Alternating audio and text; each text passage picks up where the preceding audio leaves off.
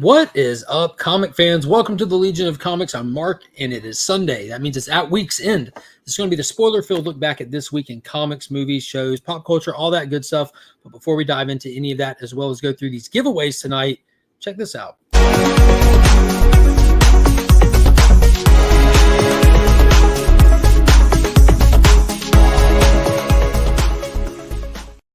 Shout out to the channel sponsor, Big Time Collectibles. Be sure to check out their website. Follow them on social media. They sponsor the monthly giveaway for the channel members. You don't want to miss out on that, so hit that join button. Become a Legion channel member today. Also, if you need anything cleaned or pressed, hit up our friend Justin on Instagram. Let him know you found him via the channel or hit him with the promo code WeAreLegion. Take advantage of the special offer that he runs for viewers of the channel. And a big shout out to my local sponsor and comic shop, the Augusta Book Exchange. Be sure to check them out if you're in the Augusta area, and hit the links below in the description.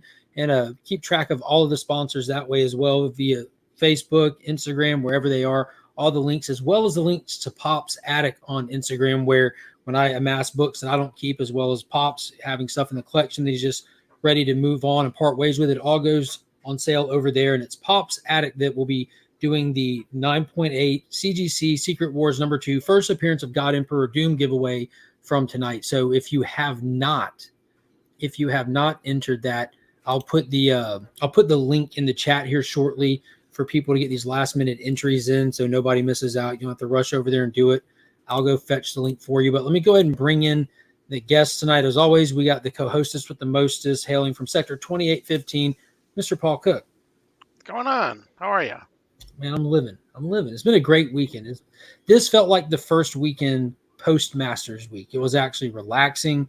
We did what we wanted to do, not just kept up with life kind of thing. Today's my wife's birthday. It's just been fun. It's been fun. Happy birthday, Kyle. And I've been watching online too, and I didn't appear as just this big black square today.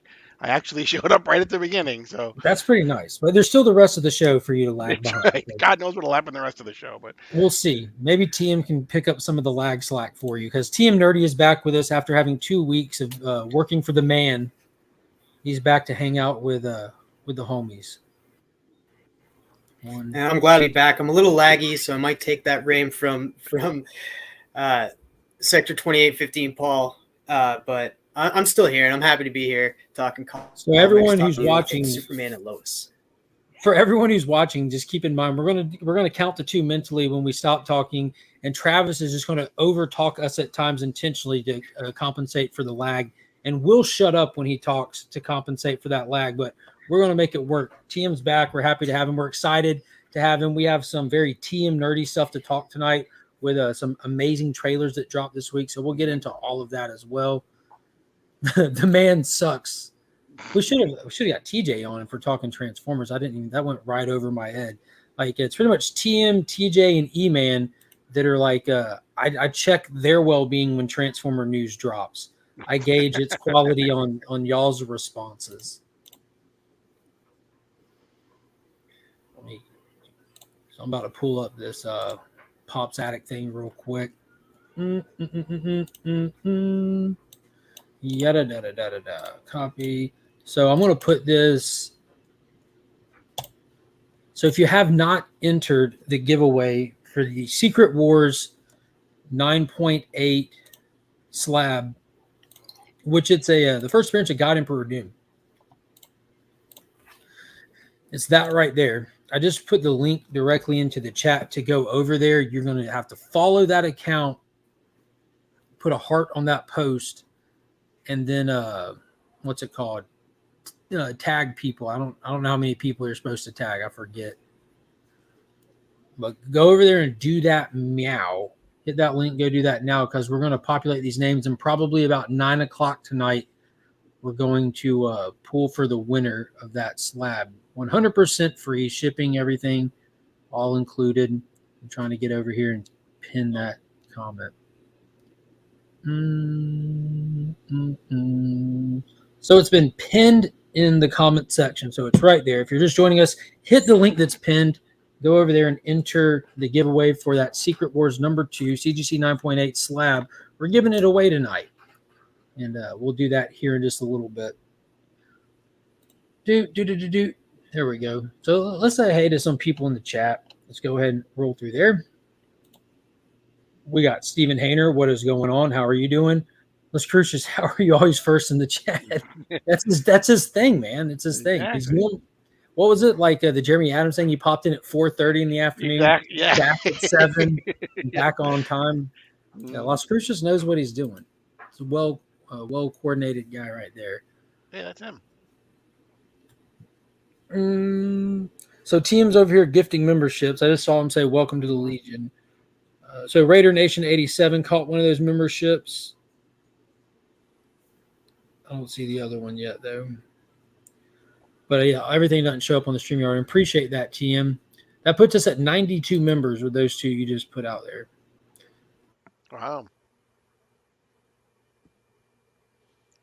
That support the channel. I appreciate it, everybody. Phil's Treehouse, how are you doing today? William Wilson, what's going on, Bill? How are you? Collecting with Durs, my man. What's up? Derek Kane, your package, sir, will be on the way to you in the mail tomorrow. It'll be shipping out tomorrow. You know Derek. So Derek rejoined the Legion. Welcome back. Esamon 2, hello. How are you? Digger Jim is in the building. How are you doing tonight? Playing display. What is up? TJ Sugar Skulls. Hello. I don't know what he's on, unless it's Rick or Becky Lynch. What is going on, Pops? Again, this is who's giving away the slab. Pops Attic, a.k.a. My Pops, a.k.a.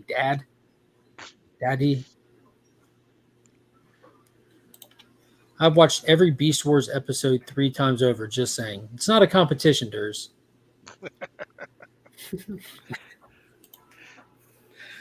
Nick the Comic Nerd, what is happening? How are you doing tonight?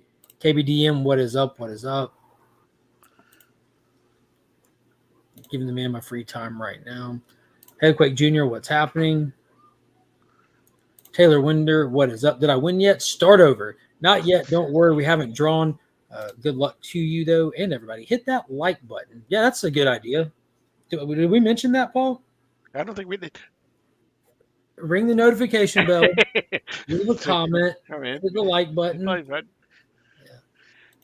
Yeah. This live only has 12 likes so far. Y'all hit that thumbs up. Comic Journey, what is happening? Hello. Wheelchair Superhero 87, what is going on? How are you?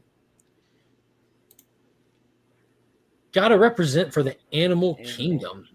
Wow. That's a big task. Someone's got to do it. All right, so there's the chat. If I missed you, I apologize, but I'm not sorry. It happens.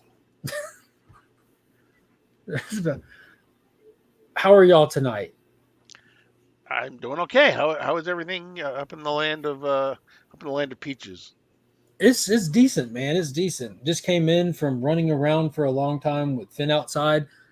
Kyle went to go pick up some sushi, and I woke Monkey up, and we jumped in the Jeep and tracked down the ice cream man because we could hear him, but we got sick of waiting on him. And came back and we ate sushi outside on the back patio, and it's just been a chill day. We went bowling earlier, hit up an arcade, and it's just been a good day. It's been a good day. Nice. It's going to be a good week. We're going to the zoo on Tuesday. We got plans to do that for her birthday. Something's going on Wednesday, but I forget what it is.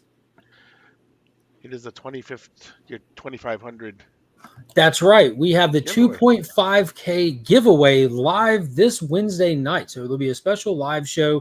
I don't normally go live on Wednesday nights, but we will to be giving away all kinds of great prizes, which I will show you now. If you haven't seen them already, we got the first appearance of Speedball, the first appearance of Parallax and Kyle Rayner as Green Lantern, the death of Kilowog as well as a death of Sinestro, and it's a glow-in-the-dark cover. First appearance of Bishop, Batman Spawn in the classic Dark Knight homage, the first appearance of Khalid Nassour, Dr. Fate, and we got some 40-year-old slabs in high grades here. We have from 1979 Amazing Spider-Man 198 and an 8.5. Nice. And for the DC fans out there, we have DC Comics Presents number 29 with Superman and the Spectre on the cover. You ready for this? Boom. And a 9.2. It's a Jim Starlin cover, right? It is a Jim Starlin cover. It is. So all of those things are going to be given away this coming Wednesday during the live show. And Paul, Paul's going to be there as well. We got DJ Links will be there. Nick Kicks and Comicx will be there. So there'll be stuff going out to the live chat as always. But the stuff that I've got here, you just go watch my video and hit it with the thumbs up and leave a comment and let me know who your favorite superhero is. And make sure you put the hashtag We Are Legion in there. And I'll be drawing the winners from there because I know that not everybody can make it to the lives. So I want to have a little bit of something going for everybody, whether you can be there or not. So, boom, yeah.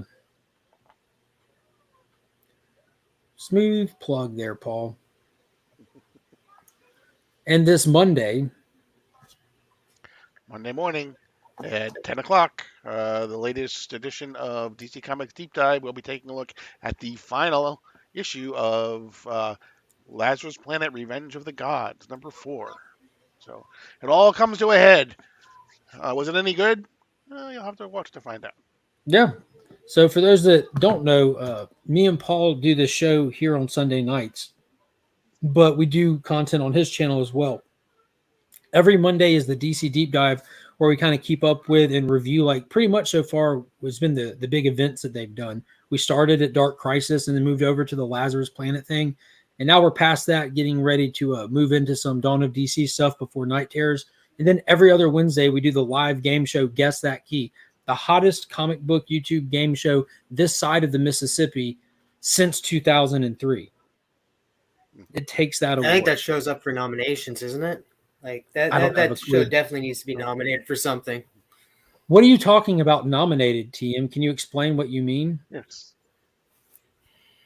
I think that Guess That Key should be nominated this year for the CBCA Awards. CBC Awards, not CBC Awards. What is CBC what is the Award CBC Award that you speak of? It's an awards that happens every single year. It's on its 3rd year. It's run by Brian LCS. And it just highlights YouTube content, people that love to do YouTube on comic books, on artists, on everything in this comic community. And we just like to have fun with it and nominate who you want. And don't be petty about things if you don't get nominated. If you do get nominated, great, but don't be petty. I've been nominated both years. I haven't won, and this year I'm a sponsor. So it goes to show you, I don't care if I'm nominated, but definitely nominate Guess That Key. Definitely nominate At Week's End. These two guys right here. Just nominate these two guys. I appreciate. I've been nominated for both years for multiple categories. I haven't won anything, but I don't. To be honest with you guys, I think it's fun, but I don't care if there's people out there that you see actually campaigning and caring about it. Send the love their way. I appreciate anyone thinking about me, but I've sponsored some categories. I'm one of the few people that really think it's just, it's just for fun. It's just for fun. It's not that serious. I will be voting for Guess That Key though, because that shit deserves it. That show is so fun. I just want to answer a question that Durs had about our DC Comics Deep Dive. It is not live, although it acts like a live. What I mean by Mark and I recorded in StreamYard, and then I just uploaded from StreamYard rather than uploading it directly into YouTube. So I schedule it ahead of time, and so it acts like a live. And so there is like a live chat that you can actually, but I will never be in that live chat. So that hopefully that answers your question. It acts like a live, but it's not really live. Yeah, it's what's called a premiere. So there's 3 ways that you can put a video on YouTube. You can do what we're doing now and do a live show. And as soon as it's done, it processes, and now it exists like as recorded content. Or you can record a video and upload it, or you can do kind of a mixture of the two, which is a premiere. You can record a video, and you can set a day and time for it to release, and it'll release as if it's a live show so that people can participate and hang out in a live chat.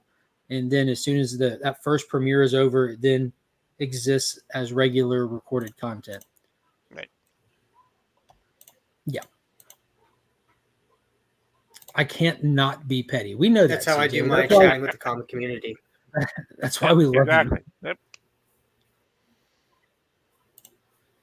My only nom has been for an AVN award. Apparently 200 films in a month is good. Not bad. Not bad. I would chafe. Okay, cool. I'm always at work just making sure. Yeah. All right, so let's talk some stuff. That's the announcement. So again, the thing that's pinned in the comment section is for a giveaway. Hit that, go enter that giveaway, and we'll roll for the winner of that at some time tonight. We've had 2 more entries since we've been here, but let's go around the horn. I know y'all want to talk about it, especially TM. We had a brand new Transformers Rise of the Beast trailer. And we had one previously, and it was a full-length trailer. But this one right here, it was almost like they didn't get the reception that they wanted from the first one, so they just laid it all out with this one. They just went overboard and just it felt. I mean, I was pumped after watching it. TM, tell us about it, what you thought, and what we should expect to see from this movie. Well, I know we're getting Unicron. I was hoping to see more of because we're not getting the Decepticons. It looks like, so I want to see more of the Decepticons. But I'm just happy to see this actually being made. Like Beast Wars, loved it as a kid. My second favorite cartoon. Reboot being my first. I absolutely love this cartoon growing up, and I have so many figures of it. But I was really hoping we'd see the Predacons and. Speaking on like how you said Flash by Night, Eman and myself are like people that love to like talk about this and watch this, and we're like the go-to guys. We're actually getting together this Tuesday to talk about this trailer as well. Nice. Yeah, I'm pumped with Ron Perlman doing Optimus Primal. First off, I don't want to just blow past the fact that you mentioned Reboot. Wow. Is that the old CG animated show in space with the little blue guy with the hat? He didn't wear it. Well, yeah, there was he was green. If you're talking about the guy with the hat, Sure. It's in the mainframe. It's in a computer, so it's not in space. Okay, yeah, I'd forgotten that show existed till you said that, and like partial memories came flooding back. I'm honestly tired of the Michael Bay Transformers. I do like the designs though, so I don't think Michael Bay is directing this one, is he? No, he's only set as a producer. Yeah, which is the same thing for Bumblebee, right? Yeah, and we've seen how good that was. I enjoyed it. What is going on, C. Bizzle? Becker wants to reiterate Reboot was terrible. I think that's another thing. It just depends on how old you are when you watched it. Like I'm kind of wondering why Becker was even watching Reboot if we're going to be serious. Another reason why I hate Beckerman. Yeah. The TV show would interact with your toys and vice versa. Yeah, Captain Power was awesome. I remember the ship you would put him in. It was like a gun. You're pretty much playing Duck Hunt. You put your VHS tapes in. I think Pops put up some Captain Power stuff on Pop's attic a while back, a long time ago. Might have got. The Beast Wars trailer was whelming. Wow. That's good. I'm glad you're whelmed, dude. That's awesome. It's better than being underwhelmed. Yes, not overwhelmed. Paul, what'd you think of it? I liked it. I'll be honest with you. I'm probably of people in the chat and everything. I'm probably the least familiar with Transformers of anybody. Although I have, I've enjoyed the movies, the ones that the ones that I saw. I mean, it's a cool concept and everything. I'm one of these people that I kind of happen, although he's not directing it, I kind of happen to like Michael Bay movies. If you go in for what they're supposed to be, and that is they're supposed to be, you just sit there and you gawk at the screen and you eat your popcorn and say, this is not taking this seriously. This is just a huge spectacle. This is a summer movie that you're supposed to enjoy. So, like along those lines, I watched Beast Wars because that was coming on when I was growing up. I am a huge fan of the Michael Bay Transformer movies. I think they're a blast. That's like pretty much all my Transformer fandom is in those movies. Didn't really care about the toys growing up. I had Power Rangers, but I'm big excited for this. As far as Michael Bay goes, I love him as a director. I have literally every one of his movies. I'm with you on that. I think he's a great action blockbuster summer movie guy. Like Bad Boys 2, The Rock, like he makes fun movies. They're just really freaking fun. Norin said that they're going with Terracons more than Predacons. Will this get me interested in Transformers? It might. It says Omnicron is hype. Yeah, they've managed to I somehow thought it was just go Unicron. bigger. Yeah, same thing, I guess. I guess that's what he meant. Isn't Scourge being voiced by Peter Dinklage? Yes.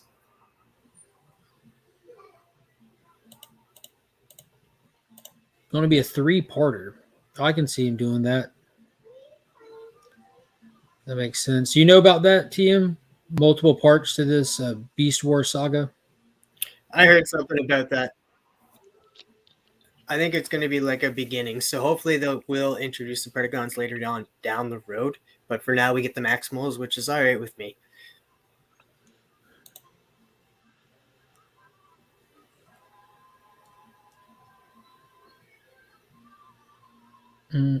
Unicron, I think it will be the trilogy to Unicron. They've got Is it toys to terrible? sell. They've got comics to sell. They got to get people interested in going back to the Transformers ride at Universal. It'll go on On forever. top of that, me and Kyle, we went looking at the toy aisle last night at Walmart, and they had the Rise of the Beast action figures in there. They look cool. They look really fun. There's some little 2-packs, and a lot of the smaller Transformers transform into guns for like the bigger ones to hold. I'm like, that's just that's abuse. Is it terrible that I thought the Age of Extinction was awful with the dinosaurs, but I am beyond pumped for the Beast Wars? So I love Age of Extinction, like with Grimlock. Like that was wild watching Prime ride Grimlock into battle. Like that was and like Stanley Tucci's character in that too, the scientist that was making the new metal out of them. I don't know. I'm an easy sell with some stuff. Beast Wars was after his time. Rat Trap or bust.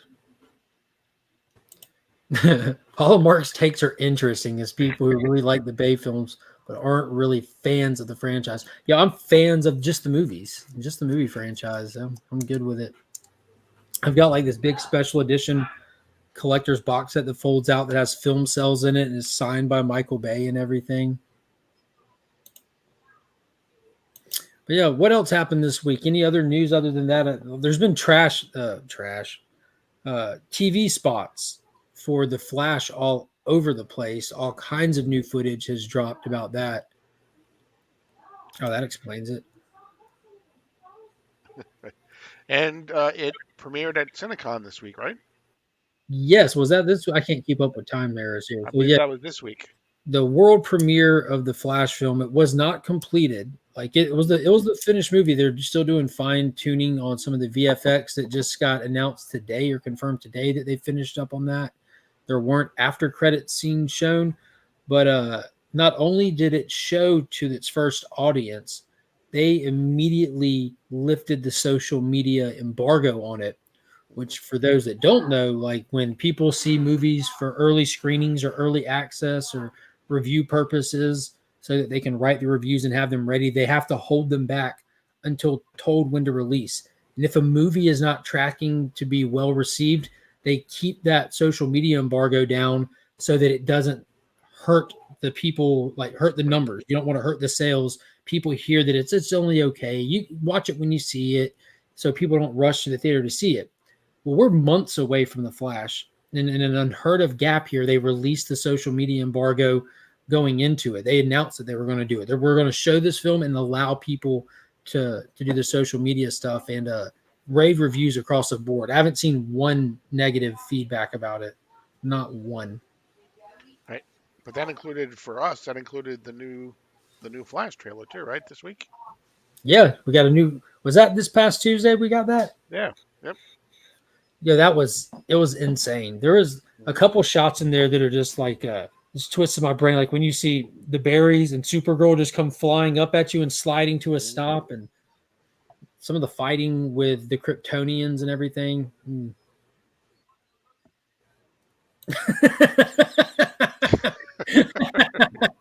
That's the bomb with the win. My fiance said that the new Bad Boys title should have been Bad Boys 4. Keep my wife's name out your effing mouth. Yeah, the Flash trailer looked fantastic. Guardians, I think that they lifted the social media embargo on Guardians as well. We're starting to get the feedback responses for Guardians Volume 3.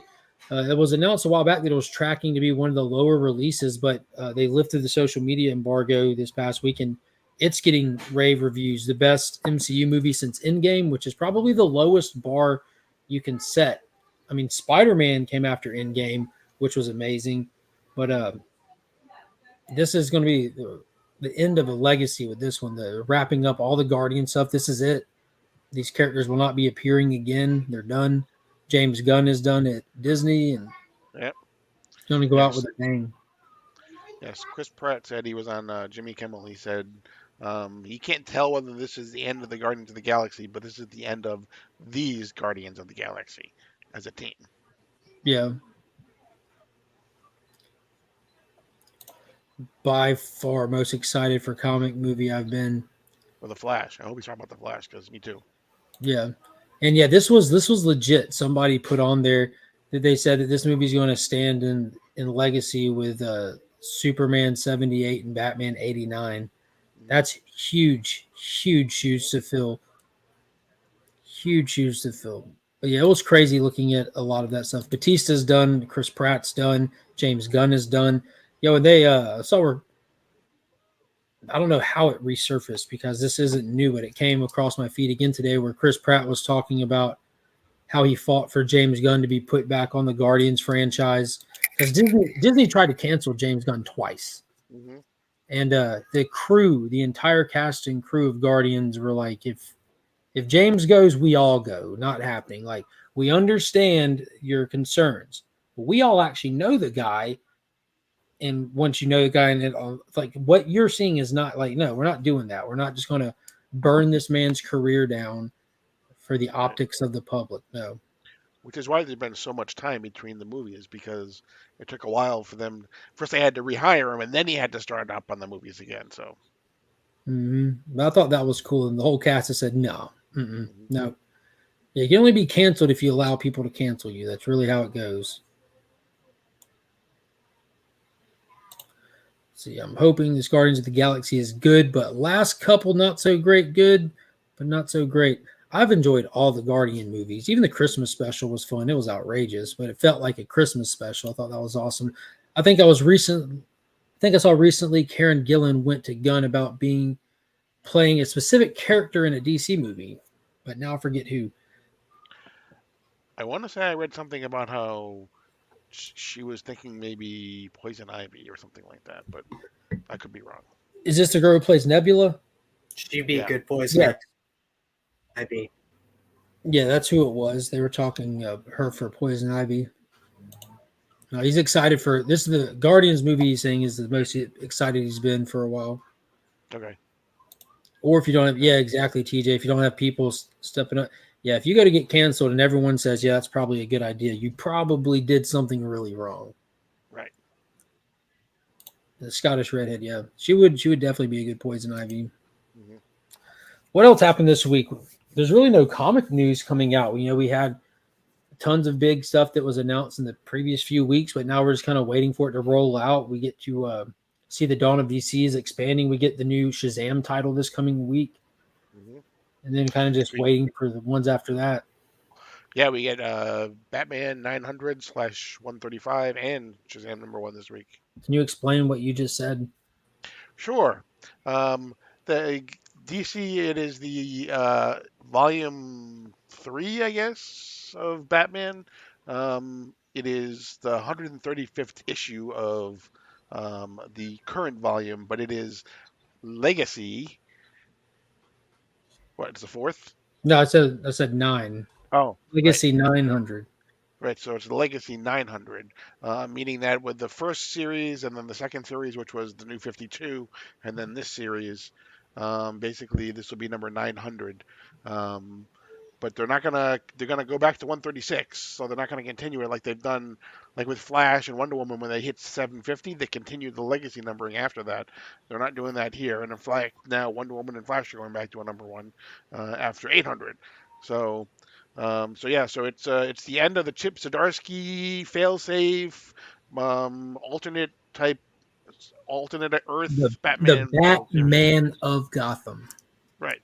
That's So, the name of that little weird thing we're in. The Batman of Gotham. Be happy to get past it. right. Although from what I've read, if you like the multiverse, issue 900 is for you. Okay. That's all I'm going to say. I like the multiverse. What's that? I said I like the multiverse. I'm just so whelmed by Chip Zdarsky's Batman book. Just like Taylor Winter, I'm just whelmed. Well, I know this is spoiler, but I don't want to spoil it before it actually comes out. So that's the whole, we can spoil it next Sunday. You're just reading a solicitation for it, though, at this point. You haven't read the book. No, but I have seen some things online that I have seen some pages online. You know some people. You've seen some things. I get it. Exactly. Yeah. I got my sources. Yeah. What has happened? What has happened? Is Night Terror like Nightmare on Elm Street? No. I don't know in what context that question's asked her, but Night Terror's the premise of it is one of the oldest villains of the Justice League of America is found dead in the Hall of Justice. They have to go on a detective mystery to figure it out. There's this new villain called Insomnia at play who is causing all of these characters involved in the story to experience their worst nightmares. That's all we really have of it. And what they're doing, the release schedule is weird for it. So you have like the main body of the story, but kind of all the titles releasing for a 2-month span is going to have a Night Terror issue where you'll be getting a story of what their biggest night terror would be. For example, the Joker having a 9-to-5 job. Right. So some of them will be fun. Some of them will be a waste. I'm kind of bummed that it's affecting stuff like we talked about with Jeremy Adams, how he's going to get 2 issues of a brand new Green Lantern series out. Then he has to do Night Terror issues. Like, yo, we're putting Green Lantern on pause for this. That's just, so there's going to be some that are stronger than others. Right. And Doris just mentioned there'll be like a kickoff thing in this Saturday's free comic book day. And then there is a kickoff issue proper, and then there's 4 issues of the Night Terror issues as well that'll handle, and this will all be in July and August. Mm-hmm. Yeah, I'm going to be getting a lot of the one-offs, like to do with the characters. Not all of them, but like, I'm not going to get the Joker one. I'm not interested. I'm interested in Ravagers, though. Ravager, Deathstroke's daughter. I'm interested in that series by her. Yeah. So one thing I'm like, there's going to be individual Harley books, individual Joker books, individual Punchline books. That's 6 issues tying into the story of characters I don't want to read one-shot tie-ins about. Mm-hmm. Right. Unfortunately, I'm going to. I'll just live through you then. I won't pick them up. I'll just. Should I read this, Mark? Yeah, and the thing is, to Mark's point is, there's even some of, and to your point, like they even have ones that don't necessarily have even regular issues going on, like Ravagers, that'll have some of these as well. So it's going to be a good, probably, I want to say probably 20 to 25 different 2-issue miniseries sandwiched within the. And a lot of them come out the same. Yeah, and and a lot of them come out the same week because, like, I think there's like at least 4 different solo titles like each week. Mm-hmm. So, Hoping Joker plays out like an episode of The Office. But So don't real forget, quick, that's like Juris just said again. Don't forget, get to your comic book shop this Saturday. As just an overall plug, make sure you get to your comic book this Saturday because all of those comics, although they don't cost you anything to go in and get them, they do cost the owners of the comic shops. They do have to pay for them. So, go and show them some love too. So. Monkey's trying to play me and Kyle against each other, bringing cookies up to me. Mommy said no. Can you open these? What? No. No, I can't. She hasn't figured out not to tell me Mom said no yet. Oh, nice to know Mark cares about us enough to go through the torture. Yeah, I'll be going through it. That's for sure. We're going through it, reviewing it. I'm not gonna miss it. Because what if I don't want to read it, but it is good, I'm sure I won't regret it by the time I'm That done. is true. All right, it's 9:07 right now. Yeah, this is the 3-minute warning to get the final entries in. Pops is watching the chat, the comment section of that post right now, and feeding me the names as they're coming in. I'm putting them on the wheel. So you got till 10 after, and I'm closing the entries and pulling the comment out of, or the link out of the comment section. So if you have not entered the Secret Wars 9.8 giveaway for tonight, now's the time. Now's the time. You got about 2 minutes and some change to get in there. And then, yeah. Even if the story sucks, the covers are all bangers. Dude, there's some fantastic covers for Night Terrors. Deadman is also supposed to play a very large role in the story as well. Yeah, Sandman's being brought in. You're going to have like, who was it? Sandman, The Question, and Batman? Oh, The Question too? Yeah. Which one? Love The Question. I think it was Vic Sage, if I'm not mistaken, from the Ivan Reese cover that I saw. I don't remember if it was Renee or Vic. I'm assuming it has to be Renee now that I think about it, right? Because Vic's I would dead. think so. Yeah, Yeah. Vic's like super dead right now. He hasn't gotten better. But they did do that Black Label series, The Many Deaths of Victor Sage. Oh, God, that was good. Mhm. There was nothing better than the Denny O'Neil and Dennis Cohen series. Is that the one in the 80s? Yeah. DC doesn't really drop duds as far as stories. You should probably watch the deep dive tomorrow. Oh, shit. Spoiler. I'm just messing with you. When I hear Sandman now, I gotta wonder if it's Gaiman or JSA. JSA. So the Neil Gaiman Sandman is in the Sandman universe. That would be like its own separate kind of tie-in thing, worlds collide kind of deal. I want to write a DC series called The Answer. Dude, I would read it. I would read it. He would be the arch enemy of the Question. The Question, the Rorschach of the DCU. Yep. The Question came first, though. Yeah. Mm-hmm. I have a really fun video on where are the Charlton characters now, going through all of that right there. All the where we got those characters from, where we got all the Watchmen characters from, pretty much. All right, so I'm waiting on this to. We're almost there. Less than a minute. Less than a minute till we're going to close this. Brother John, have you entered the giveaway that's on the screen yet? If you have not, you want to do it right now because I'm closing this right now. Hit the link that's pinned in the comment section or forever hold your peace. I'm going to take that link out of the comment section and then wait a minute or two for Pops to let me know we're all good to go so that I know we have all the names. Boom, boom, boom, boom, boom. There we go. Boop, boop, boop, boop. So that's the book we're going to be giving away today. And again, this is for Pop's Attic. Make sure that you're following him. If your name gets drawn and you're not following his account, which we will verify, you're not getting the book because it's to celebrate 1,000 followers. So if you're not following the account, it kind of makes no sense. Follow the account, hit the like, enter there, and it's thanking the followers of that account. I know maybe because Pop likes my comics. Let me see if I have you on the wheel. I think you've been in, though, haven't you? I just copy and pasted all the names over. Except for the last few, so I don't know who all's in. A lot of names. Yes, you are in. Boom, there you are. There's currently 80 names on there. Nice.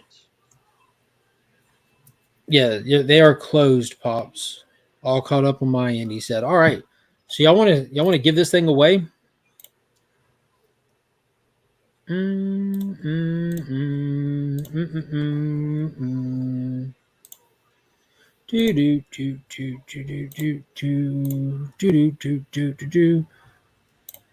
we go. Wheel of names and random guy in a business suit. Of mucus. Jason, you better get over there and do it right now. Now. Well, I don't know. I'm about to spin it. So if you're not on there, I don't know what to tell you.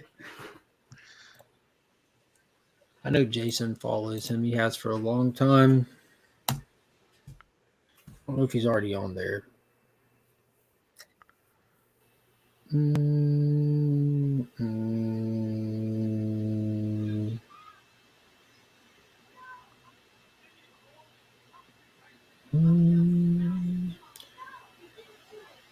No, you're already on there, Jason. Holy shit! Yeah, you're right there. So you did do it. You're in there like swimmer. All right, so let's spin this thing. So again, this is being given away from Pop's Attic on Instagram, paying it forward, something that he won that he knew that would go to a better home. And thank you to 1,000 followers over there. If you don't know what it is, it's a place to buy comics for dirt cheap.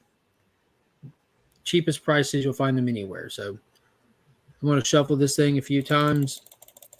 And I'm going to stop when TM tells me to after his delay passes. Go. So the winner of the slab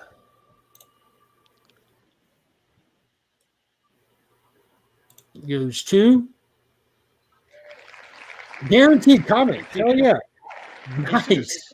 Jesus won. Yeah. So Jesus is one of the OG co-stars of Guess That Key. If you don't know Guaranteed Comics, follow them. That's an awesome website as well that Jesus has. So big congrats to him. That's who I bought my first appearance of General Zod from. Fantastic guy. So yeah, he'll be excited about that. Very cool. So thanks again to everybody who entered that. And don't forget, while we still have people in here, if you have not entered this, I posted this a few days ago. I'm going live this Wednesday night to celebrate the 2.5K subscribers. So go back and just simply watch that video, drop a comment letting me know who your favorite hero is, leave the hashtag We Are Legion, and we'll give away a bunch of fun keys and some slabs and have a bunch of guests on there, including Paul himself. DJ Links will be there, Nick's Kicks and Comicx will be there, and we'll celebrate passing that 2.5 thousand subscribers over here. And then, I'm not trying to muddy the water, but next Sunday is the Legion Loot giveaway for the channel members. We got a bunch of books from Big Time Collectibles. I've got a nice Daredevil, I think it's a Joe Quesada sketch cover in the 9.8, and some really cool stuff in the Legion Loot this month. So yeah, just a lot of giveaways happening right now.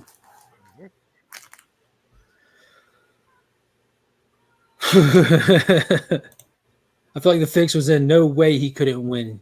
He's guaranteed. Exactly. What is going on, Glitter? All right, y'all want to talk some comic books?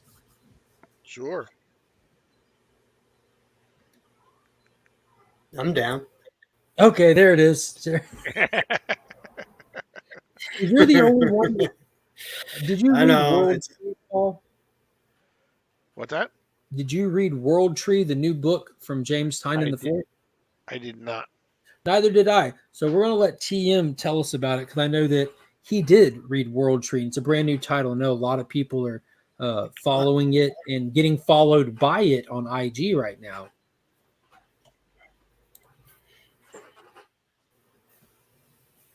I thought you read it. I thought you recommended it to me. I bought the John Jane cover. Oh, okay. Well, I'm waiting on my copy. Okay. Okay. Well, it starts off with like this kid who's literally going up to people's houses and showing them this thing called the undernet, and they kind of start to glitch out, and then as they glitch out, he slits their throats.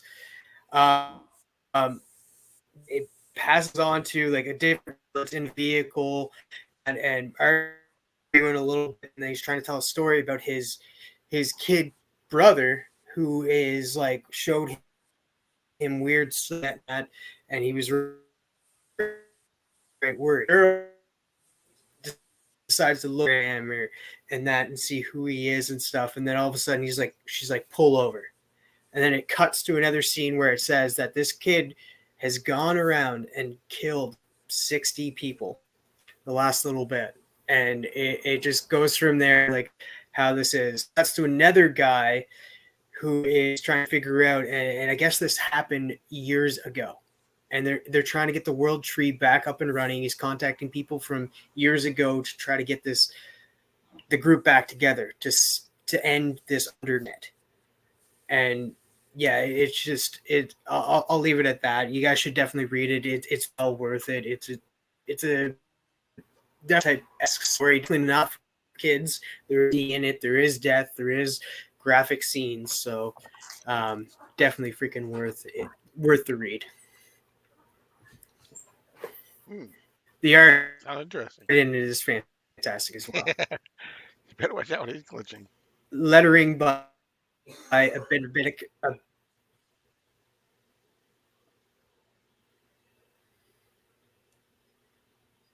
Lettering by who? a car or a bit. Can't pronounce his name, but yeah, Yeah, I feel like a bit of car. I don't have a clue. I think that James Tynion's writing a lot of stuff that is just like waiting to be pitched and just waiting to be optioned. Like from Something is Killing the Children to even Nice House on the Lake, Department of Truth. It's just, I know he's kind of like the James Patterson of comic books. Everything he's writing is just like, maybe this will get picked up and I'll cash out big. Everyone wants to be the next Robert. Which, I mean, there's nothing wrong with that, but I hope it's good. I plan on reading it when mine comes in. That's the thing, Mike. Though, like everybody's when they first see it, he say that when they first see it. So I don't know. We'll see. I know we all read this, right? Yes. Mm-hmm. So this was fantastic. Joshua Williamson, pretty much like the creative architect for DC right now, who's like kind of doing the dream boarding for DC. Like, where should this universe be heading? He's bringing us the brand new Green Arrow title under the Dawn of DC banner, and it kind of picks up right where Green Arrow's been. So it's good to see that they're not ignoring continuity and they're kind of tightening continuity up at DC. And this is another title in character that's getting that treatment. Last time we really saw Ollie was under Doomsday's fist getting killed back in Justice League issue number 75, The Death of the Justice League. Then we got a one-shot during Dark Crisis. It kind of showed that he's not dead. The universe has other plans for him, and he has this almost like this cosmic attraction to Dinah, Black Canary, and they touch on that. And then by the end of Dark Crisis, everyone's back, but he's not. He's still missing. And that's where this one starts. You have like the Arrow family trying to find him, trying to figure out where he is, and you get an idea of where he is. You get to see him, and he's in some other universe, in some other planet, and he's accepted the fact that he cannot go home for the sake of keeping his home safe is what it seems like. But we get a fun introduction to some of the surrounding characters of Green Arrow, from Speedy to Arsenal to Black Canary to Connor Hawk. The artwork is fantastic, some cool action scenes in it, and it leaves you wanting more. It definitely does. What do you think of this one, Paul? Yeah, I mean, if you've never read the Green Arrow, this is also a good issue to pick up because you basically get practically his entire history in 3 pages. Joshua Williamson does a good job of recapping that. It's setting up. There is some things going on with Speedy's daughter that we learn about in this particular issue as well. And then we don't know exactly where he is. But at the end of the issue, he seems to basically destroy what would appear to be his only way back as well. Joshua, I did read, or someone, I don't know if someone told me this or I read, but we had mentioned that the Dawn of DC, all of these comics were basically given 6 issues. But I did read somewhere that they already gave Joshua another 6 issues. So it's going to be 12 issues for Green Arrow. Yeah, it was TJ. It was Flash by Night Comics let us know last Tuesday, I think it was, that he put in the chat that it got extended already to 12.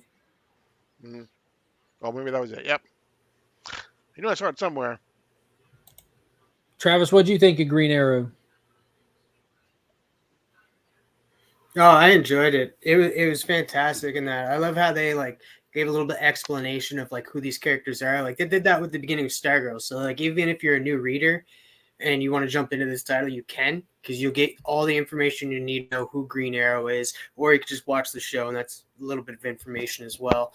But you really don't need to go further into like back issues to try to figure out who this character is. It gave you it even gave us like who Connor Hawk is, who the Black Canary is, who Red or Speedy is, and then it just goes from there. I'm absolutely loving this. I'm loving how it's tying in with Amanda Waller, who's going to be playing a big part in Night Terrors. So this might be the start of we're going to see the direction of where Terror is going to be in. Yeah, so it's definitely confirmed. There's one from just 15 hours ago. Mhm. Yeah, Waller's kind of everywhere right now. When they did that announcement that Waller was there, I'm like, dude, she was the big kicker tease at the end of Dawn of DC. She had that little, like, we know where she was from the end of the War for Earth 3, was it? Where she actually set up shop on Earth 3 and she has her own Suicide Squad team running over there with some of the crime syndicate in it. We saw her trying to do Peacemaker is everywhere. Peacemaker is everywhere. He's Yeah, on the cover here. We'll get to Doom the Patrol? Unstoppable Doom Patrol. And at the end of Dark Crisis as well. And he's got his own series coming up too, his own 3-issue series. So. This Tuesday, yeah. Something, what is it? Tries hard. Peacemaker tries hard. It's pretty much John Wick Peacemaker. Like, he falls in love with a little doggy, and the doggy gets taken and held as ransom until he runs a job. So, yeah, I'm definitely picking it up. That's my blind pick of the week going in. I think it's going to be a blast. Yeah, DC's not investing in ongoings right now on face, just not up front, but they're willing, completely willing, if people are reading them, to keep them going. Yeah, I mean they started with the Swamp Thing one that was supposed to be 12, it ended up being 16. So obviously they're in it to make money. So if people are buying it, they'll keep it going. Yeah, I firmly believe that every year should be the year of Amanda Waller. Like, I think she's just a really cool villain. Like, you legitimately hate her as a villain. That means that she does her job right. She's written well. But where there's Amanda Waller, there's a Suicide Squad, and the Squad is just my jam. Speaking of that, this one's a couple of weeks old, but I want to touch on it because I just got around to reading it this afternoon, and it's the new Prestige format, Waller versus Wildstorm. Yo, this was fantastic. This was freaking awesome. So you pretty much have early young Amanda Waller making her way through Checkmate and some of the people that she encounters along the way back at the end of the Cold War, recognizing and seeing her for who she is and trying to stop her. So enlisting the help of reporter Lois Lane to try to get the story out there, but it looks like they might not be able to get it out in time. But yeah, it was super cool. Like yeah. Yeah, the artwork in it is fantastic. The colors were great. Just the dynamic and the tone of the book. It feels like an early '90s men's adventure kind of story, kind of thing. Just show that cover again. That page? No, the cover. I mean, to me that almost kind of seemed like, well, I was thinking the Waller and everything. It almost kind of seemed like it was like a Norman Rockwell type thing, but the more I look at it now, it just I guess it's really not. So never mind. Yeah, continue without me. See, it's Prestige format as well, right. Which I've said it before. It gives the art room to breathe. I would not be mad if all my comics were this size. I wouldn't. They just look good. They look really, really good. Yeah, I'm loving them.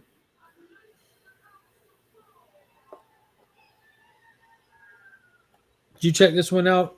Either one of y'all? I know it's old at this point. I haven't read it yet. I have it. I just haven't gotten around to reading it yet. Yeah.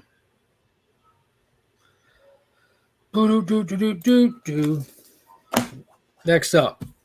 So Lazarus Planet Revenge of the Gods did wrap up this week. I do want to point out this has no business having Lazarus Planet in the title. This should be called Revenge of the Gods. catch up with Wonder Woman, the Marvel family, see what they're doing post Lazarus Planet, as well as get the direct lead in to the upcoming Shazam book that starts from Mark Waid this coming Tuesday.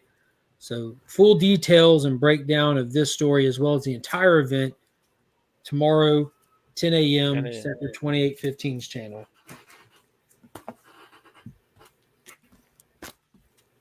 I'm going to go through some I know y'all didn't read. Mighty Morphin Power Rangers number 7. I'm a Power Rangers kid. Normally I just let Power Rangers slide on the channel, but this current run with this writer, Melissa Flores, is the best written Power Rangers since Boom Studio has taken it over. Zed is inside of Promethea, about to kill Grace. He's done hit a morpher in there, like not like a normal one, but he's pretty much morphed up, kind of Zed thing. You have Rita with the powers of her father trying to come in, and Zed and Rita are beefing. The Rangers are beefing with each other. There's a new Green Ranger that's been corrupted by Rita, so you got a bad guy Green Ranger fighting out with the White Ranger. Like, it's everything that you would want is all happening, but it's a damn good story. And this is awesome. Dark Spectre is almost here. He's legit going to finally make it after 2 years of building up to that character showing up. We're at that point. This has been fantastic.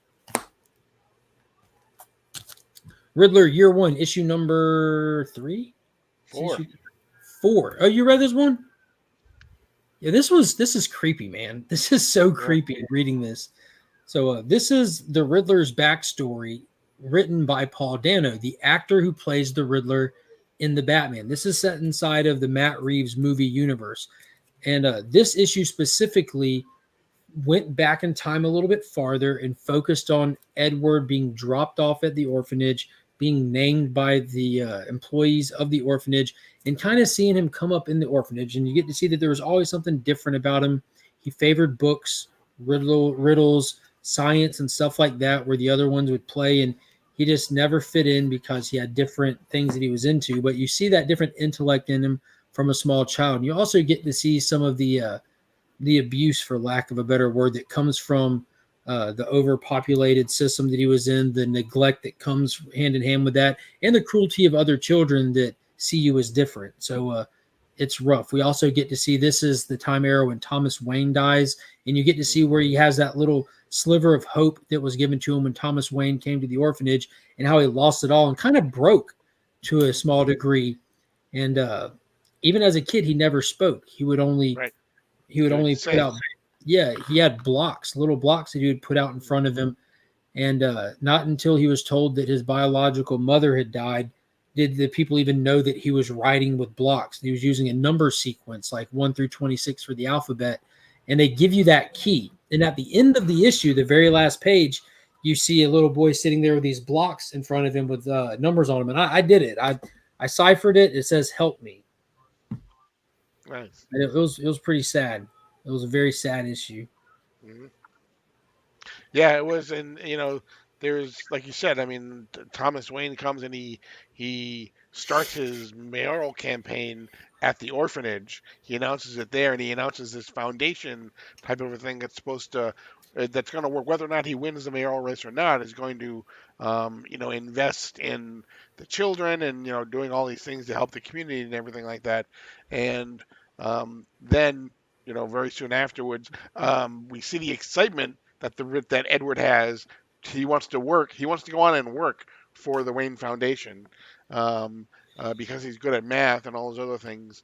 And so he writes his application down and everything. And then, Thomas Wayne ends up being killed. And, basically all the hope that he had is basically torn away in that one moment.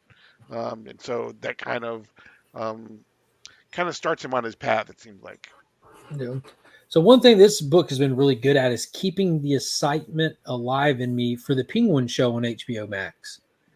Because it wasn't just a couple of weeks ago we got the trailer for that, but this is kind of bridging the gap from the movie came out in theaters and then it came out on digital and disc, and I watched it again, and then the book started coming out. I'm reading it. It's kind of keeping it there, and then that trailer dropped. I'm like, I'm still excited for this Matt Reeves Batman stuff. TM, are you down for the Penguin show? Expanding the Matt Reeves Batman universe. I am. I'm excited. And just like how James Gunn said, like it's going to be its own podcast. universe, so they can expand that as far as they want and have that into a darker type of universe, and to introduce characters like Clayface, who's going to be in the next Batman, or said to be in the next Batman movie, and then you can show off minor characters too, in like in the Penguin series. Like you can bring in Victor Zsasz as like a hitman for him and stuff, like a younger Victor Zsasz, if you really want to, and flesh out this whole world. What are your thoughts on them doing like metahumans? Because I don't think, have we ever gotten a Batman movie with any of his metahuman villains versus just the grounded in reality villains? I think Mr. Freeze that's sci-fi. That's a little bit metahuman with Arnold, but Poison Ivy, I guess. But the Christopher Nolan movies didn't do it. Yeah. So I like wonder how Bane, that would be. The Bane from the Poison Ivy, like that one with the venom in that was kind of like a metahuman, I guess, because it's metagenes. So it's been since the mid-early 90s since we've got like Batman rogues like that, because they're always presented as realistic, from the Joker to even the way they did Two-Face, and Scarecrow, the Riddler, Catwoman. They always keep it grounded. Even Bane in the Nolan movies it wasn't like the Bane from the ones from the Schumacher movies with Poison Ivy. Yeah, because the one in the Nolan movies, he was just a vicious fighter that had a painkiller mask on. Yeah. But it was a tough Bane though, man. It was. Do you feel in control? Like that scene was just everything. That really set the tone. Let's see. I know that y'all don't read this, so let's. All bad things must come to an end, and they finally did with Hulk number 14 from not Donny Cates. Ryan Otley finished off the run for Donny, who could not be there to do it. And this is the final issue of this run. We were done with the Donny Cates era Hulk. It was a pretty piss poor last issue. The two before this were really good that Otley did. The artwork's fine. It was kind of just, you can tell that whatever they were doing, they were trying to get to the finish line of this book that got cut way shorter than they probably originally intended. And fight, suck power from different Hulks, fight. It was just kind of found out that despair was in his mind. Doctor Strange should have known. It was just a seed that was planted there. And one thing that they did do that was pretty cool is they kind of call back to Immortal Hulk in the sense that they introduced the Green Door for the first time in this run. The Green Door is with a concept that was introduced earlier and stuff, why Hulks don't die. When a Hulk dies because of his unique characteristics of the whole gamma mutate, they go to their own hell where they're able to come back through a green door back to the land of the living, causing things like Leonard Samson to end up in Sasquatch's body, or Hulk to come back in different variations and forms. But we saw that the leader, who is presumed dead from the Immortal Hulk run, is present and manipulating people via the Green Door. So that was pretty cool, knowing that we're going into this new Philip Kennedy Johnson era of the Incredible Hulk, where he said that he's not going to be ignoring the Immortal run. It was too legendary to ignore. And we're going into this whole Monsters era right out the gate with him. So I think it's going to be pretty good. But I'm glad that this Cates run is over, because it was torture. Well, they have the Hulk Annual coming up next month, right? I think that's the next thing. I don't know why you reminded me, but I thought we were friends. Now I'm questioning it. It's going to have the very first Philip Kennedy Johnson and Nick Klein story in it.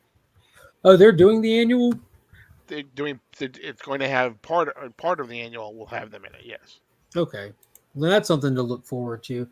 I love the latest Batman movie. One step closer to my favorite verses of Batman. Really excited for the second movie and seeing Batman grow. Yeah.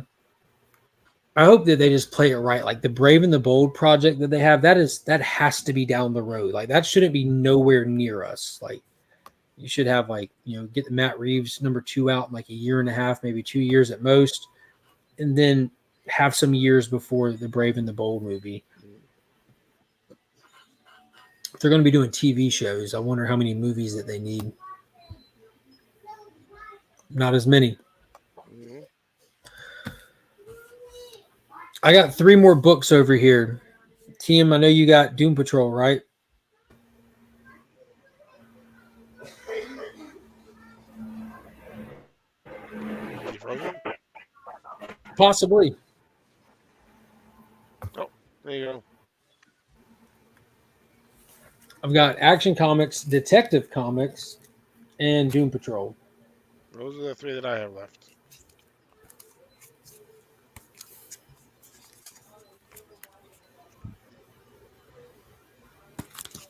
Want to burn through Detective Comics real quick? Sure. Rom V. We're getting close to the big finale of this Noctura arc.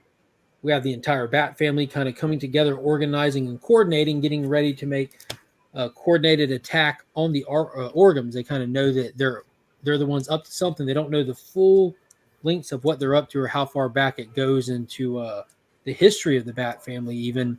But they know that they have a mystical engine that they're trying to plant into the middle of the city, and to what ends that they're not sure. But Talia gives a ton of backstory and exposition to Batman about how far back this stuff goes, which is really cool to see. How Ra's al Ghul is linked to the Arkham family thousands of years ago. Hmm. We And also now have to, Vandal Savage has been woven into the story as well. there was one other person that was put in there. It was Raz, Vandal, Savage. I feel like they alluded to something else because the way that they introduced it with like the meteorite being tied to the Lazarus. I was like, yeah, this is really cool the way that he's weaving this stuff together. Mm-hmm. But we have the Bat family coordinating the attack, trying to shut down the Orgams, go meet him at the center of the heart of the city, as well as you have Cassandra Cain and Solomon Grundy working this subway where they have their army being built up. So it's going to be pretty cool. And I did not read the backup story with Mr. Freeze this time. Didn't hit last time for me. Didn't really care. But we know that cold affects the people with the Asmere. That's all that's really important with that. TM, you there?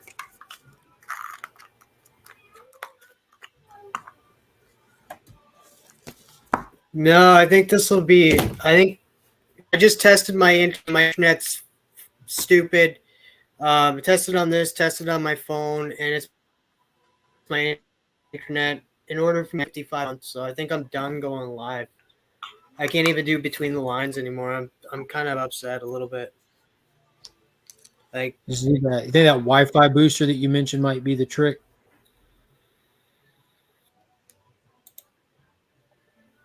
well, it's my internet too. Apparently, it's shitty. I have to pay up to like 150. Oh, wow. That's a huge, huge internet bill.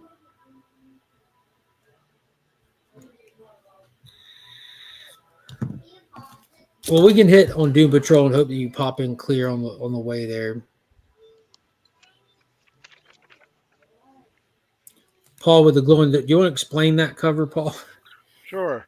This is a glow in the dark cover. So DC is doing gimmick covers. The first one, they have the scratch and sniff. Covers, and this one, by the way, I tried it out. It is really good. It definitely looks really good as a glow in the dark cover. Um, so yeah.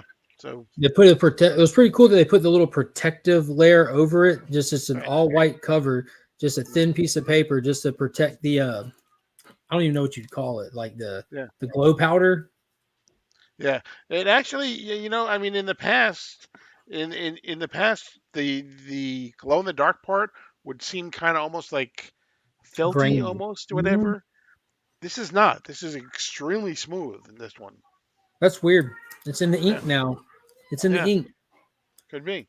I just went with the A cover, and I do want to say I think it's weird that they put the Dawn of DC logo just in the corner versus across the banner, across the top, like all the other stuff. Mm, yeah.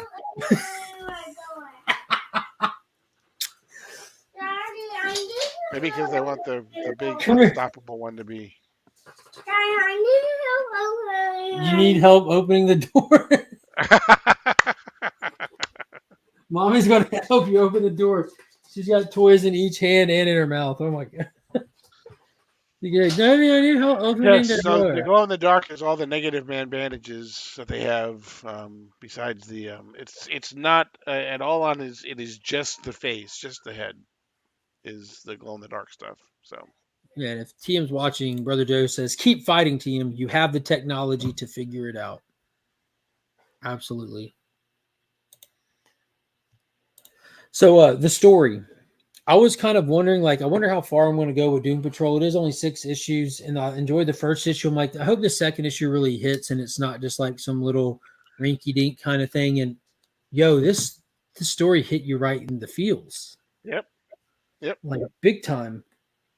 So it starts off like we mentioned. We have Peacemaker and a shadowy government agency that's watching over the Doom Patrol.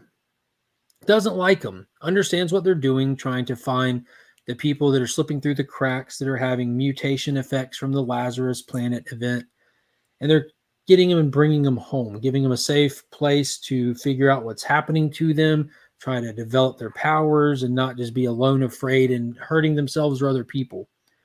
Well, Peacemaker and this general have a plan to plant a mole inside with the Doom Patrol because they want to shut them down for whatever reason.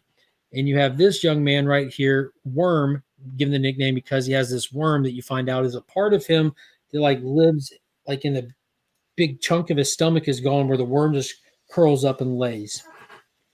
Well, Beast Girl befriends him in the opening scene of the book, and they bring Worm home. And you use this kid's experience of coming to the Doom Patrol mansion to get our first look at the mansion, the layout of the mansion, the things that they have to offer, from Flex Mentallo, training them physically, to having the psychic doctor doing some mental health work, and she is able to tie in to the 5 cosmic deities and stuff. It was very Doom Patrol-y. You have this very heartfelt scene where Cliff goes to Dorothy's grave and does like a little callback to the previous run, like this isn't the team that you knew, but you'd be proud of them kind of thing. And you get like the homage of the previous run characters up in the sky and everything. And long story short, this kid had spent some time at Bell Reeve. He's got a bomb in his head. He's been told by the people in his ear to go shut down what Niles Calder is up to, because what he's up to is they have a god tank where they have God, how do you say his name with the helmet? Minto with the helmet. The last time I read anything with him was when I was reading Swamp Thing issue 49 from the 80s, the Justice League Dark video I did, where he fries his brain in issue number 50, trying to do the seance with Zatanna and Zatara when the Great Darkness first appears. Haven't seen him since then, but they recognize that that's crazy if they have him with his Minto helmet in the God tank. They want Worm to shut it down. He refuses to, and he goes and runs away. Doesn't make it far outside before the patrol is in front of him saying, yo, we know what's going on. We've known. We wish we would have known about the bomb in your head. We're blocking their signal right now. They're trying to set it off. We can't stop it forever. And the kid pretty much just says his goodbyes, and then Cliff grabs him and throws him through the sky to get him away from the other people in the house, and the bomb blows off and kills him, leaving behind the little worm. yes, and then we find out that actually the person or the entity that Peacemaker was actually more interested in is it was not the kid who was the metahuman. It was basically the worm, and the worm is still around, and so that's where we end. Um, it's called Velvet. Is the worm the name of the worm, and Velvet is actually the metahuman and not the kid. So there was misdirection going on the entire time. But Peacemaker and by extension, I would assume Amanda Waller um, knows all of that. So Steve Dayton, that's his name. yeah. The Mentos guy with the little helmet. Mhm. That's where my worm goes in the winter. Good to know. Good to know. All right, wait. Let's see what we got. Boom. Welcome back. You look crisp. You do. Just don't have your mic on. You're definitely crisp. You had a great reaction time. Just didn't have audio. No cell audio.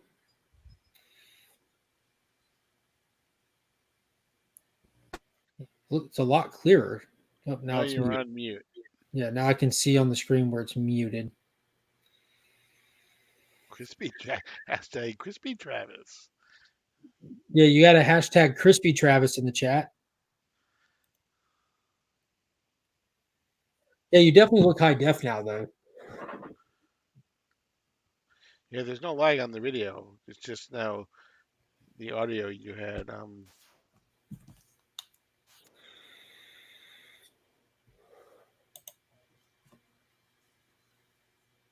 Hello. Hey! That's weird because so I'm on my Chromebook that I'm on 36p. The last so this gets internet, but the laptop don't. So it's like a faulty Yeah. laptop. Well, it could just be how if the laptop is older than your Chromebook, it's the software issue, hardware. It's new. It's a new laptop.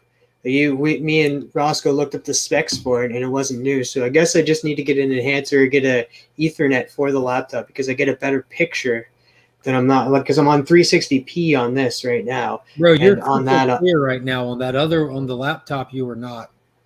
Yeah, that's because of the internet though. Oh, okay. Yeah, you got a hashtag Crispy Travis right now. Yeah. Unpixelated. I blame in Canada. See, look, I don't know if you saw it, but you got to keep fighting, team. You have the technology to figure it out. Yeah, he was just seeing if he could read lips. But maybe I just need to get that Ethernet thing, the USB thing, and just plug it in from my box because my box is just over there. Tell us more about your box. Oh, it's perfectly shaped. It's shaven, but not that shaven. Don't leave anything out. Mm-mm. Take us down through there. What'd you think of Doom Patrol? We just touched on it. I absolutely love Doom Patrol this week. We got a lot more information of where I thought Dr. Coulter was dead. Because he was nowhere to be found in the first issue, but now in this issue, we come to find out that he's in the underground and with other people, and then that character that was in the front was sent there by Peacemaker, which is definitely going to tie into Peacemaker Tries Hard this upcoming Tuesday. I'm excited for that series, but I actually like that character, like who that character was, but wasn't it adult? Because I was confused a little bit by this issue because I was like, is this character an adult or a kid? Because he was in Belle Reve, and usually that's for adults. No, that's for anybody, bro. No, okay. Waller will put anybody with powers in there. Mm-hmm. All right, so Peacemaker placed him as a mole inside of the Doom Patrol to figure out what's going on and what they're planning and what they have in containment down in the underground. Just after the Doom Patrol knew what he was up to, but didn't say anything. And after a little while, the kid just started to really warm up to this group of people, being like, oh, maybe they're not who we think they are, and tries to escape, but ends up leaving Worm, which is connected with him. That's the little guy on the shoulder. Leaves Worm there and then flies up. And then Peacemaker lets off that bomb that's placed in the head because he was part of Task Force X. So here's another connection with Amanda Waller. So it was sad, man. First and only cover appearance. Doom Patrol is decent, not weird enough. Yo, they're really getting into it, from like the therapist that linked up with the 5 cosmic deities to this little worm thing resting inside of this kid's stomach. Like it's a little weird. It's not like what was it, Alan Moore weird? Was it Alan Moore that did that? Grant Morrison. Yeah. Poor Worm. What is going on, Ben Parker? How are you tonight? It was a cool. Well, it wasn't Worm that died. Worm was the actual little beast thing in that, and then it gets revealed that the kid wasn't even the metahuman, even though he had metahuman abilities, because he could fly too. No, he didn't fly. Cliff threw him into the air. Oh, is that him? Oh, okay. I Yeah, didn't if catch you look that. down in the corner, Cliff is sitting there like with the after pitch arm, and Cliff got him okay. away from danger. You ready? That's why I said, "You ready?" He's like, "Yeah." Boom, gone. Okay, now it makes a lot more sense because I was like, well, how can he fly if he wasn't the metahuman? But then Peacemaker's talking to one of the generals, and he's like, yeah, that kid wasn't the metahuman that we had placed there. It was Worm. Velvet. Velvet. A little bit. Yep. Velvet's the name of the little worm. Yep. Yeah. So, and that's what they implied at the end, that the kid wasn't even real, like that Velvet grows a conscience, and that's like, I guess, the kid. Is that what it implied? That might be the possibility there. That'll be weird if this thing just starts growing a human off of it. Need somewhere to sleep though. Yeah, and then we also get a little bit of where's Dorothy? And sad news, Dorothy's dead. And we also get Danny the Street, a mention of Danny the Street, because Cliff was talking to him, trying to talk out to him. Yeah, that was pretty cool. He's like, Danny, I haven't heard from you a while. I don't know if you're still a street or an ambulance, or if you're this radio I'm speaking into and you just don't want to talk right now, but I'm not going to quit trying. I'm like, yeah, that was pretty dope. So, yeah, they made a lot of callbacks to stuff that if you watch the television show, even, you would be getting a lot of the references. Doom Patrol is a fact-based docuseries. Could be. I've got one more book for this week, and then I definitely want to touch on Superman and Lois now that TM is definitely coming in loud and clear as well. It's Action Comics, issue number 1054. Philip Kennedy Johnson doing the main body of the story. There are two backup stories. We're continuing the Lois and Clark backup story that takes place right after the events of Doombreaker and that 30th anniversary of the death of Superman. And we get our first taste of Steelworks, an upcoming Dawn of DC miniseries as well, focusing on Steel, aka John Henry Irons. Paul, this was the big finale to the Metallo start. What did you think? This was the big fight with Metallo. Sup, K-pop? He basically we find starting with Jonathan fighting with the two kids from Warworld, basically against Metallo. Metallo gets in a lot of good licks, and then Superman shows up, tells Jonathan to go and help the other people. He will go and take care of Metallo and save the two kids. And it's funny because there's I'm not sure it was meant to be this, but there is a nice symbolic, or what's the word I'm thinking of, with something. There's nice symmetry in this story about how Clark says that his favorite sound is Jonathan's heartbeat, compared to, we had Jonathan before say that the one thing that helped him to calm down and focus when he was young was focusing on Clark's heartbeat. Mm-hmm. So we have that nice little thing happen in this story as well. We go and we find that Metallo is basically just kind of off the walls. Clark convinces him finally that he did not have anything to do with kidnapping his sister. That it was all somebody else's problem. Somebody else did it. And we come to find out the end of the first story is that now Cyborg Superman is back, and he now has Metallo's sister. And so we thought this whole time it was Lex.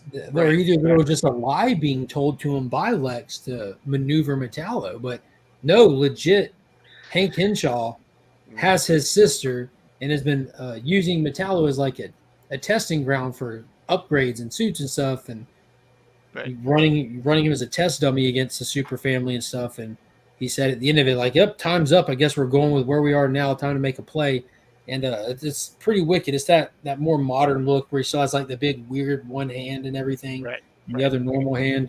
Not too big of a fan of that, but it makes him look more monstrous. And knowing what's been happening with the super titles, with the villains all being like upgraded versions of what we've seen of them, it adds that extra level of stakes to a book with reoccurring villains that have been beaten over and over again. How are they going to do them differently? Where You have to find a new obstacle in the villain and a new way to overcome it. It's been a great book, balancing the entire super family as well. Yeah, and in the second story, we find still young Jonathan. Again, this story takes place back during the story that was in the 30th anniversary issue, um, and it has to do with Doombreaker and everything as well. We find Jonathan still with the alien that crash landed on Earth. They're still running from. You got something you wanna? Yeah.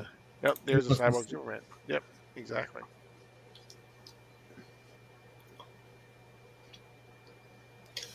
We're gonna dip out for a second because I have not read this issue yet. Well, hey, look. None of what you see actually happens, TM. Don't worry about it. Yeah, it's not even the same issue. Right, exactly. We find that once more they're coming after Gliana, and there's the whole story about what's happening with them being chased down by aliens as well. We find Superman back in his black costume again, is fighting Doombreaker again.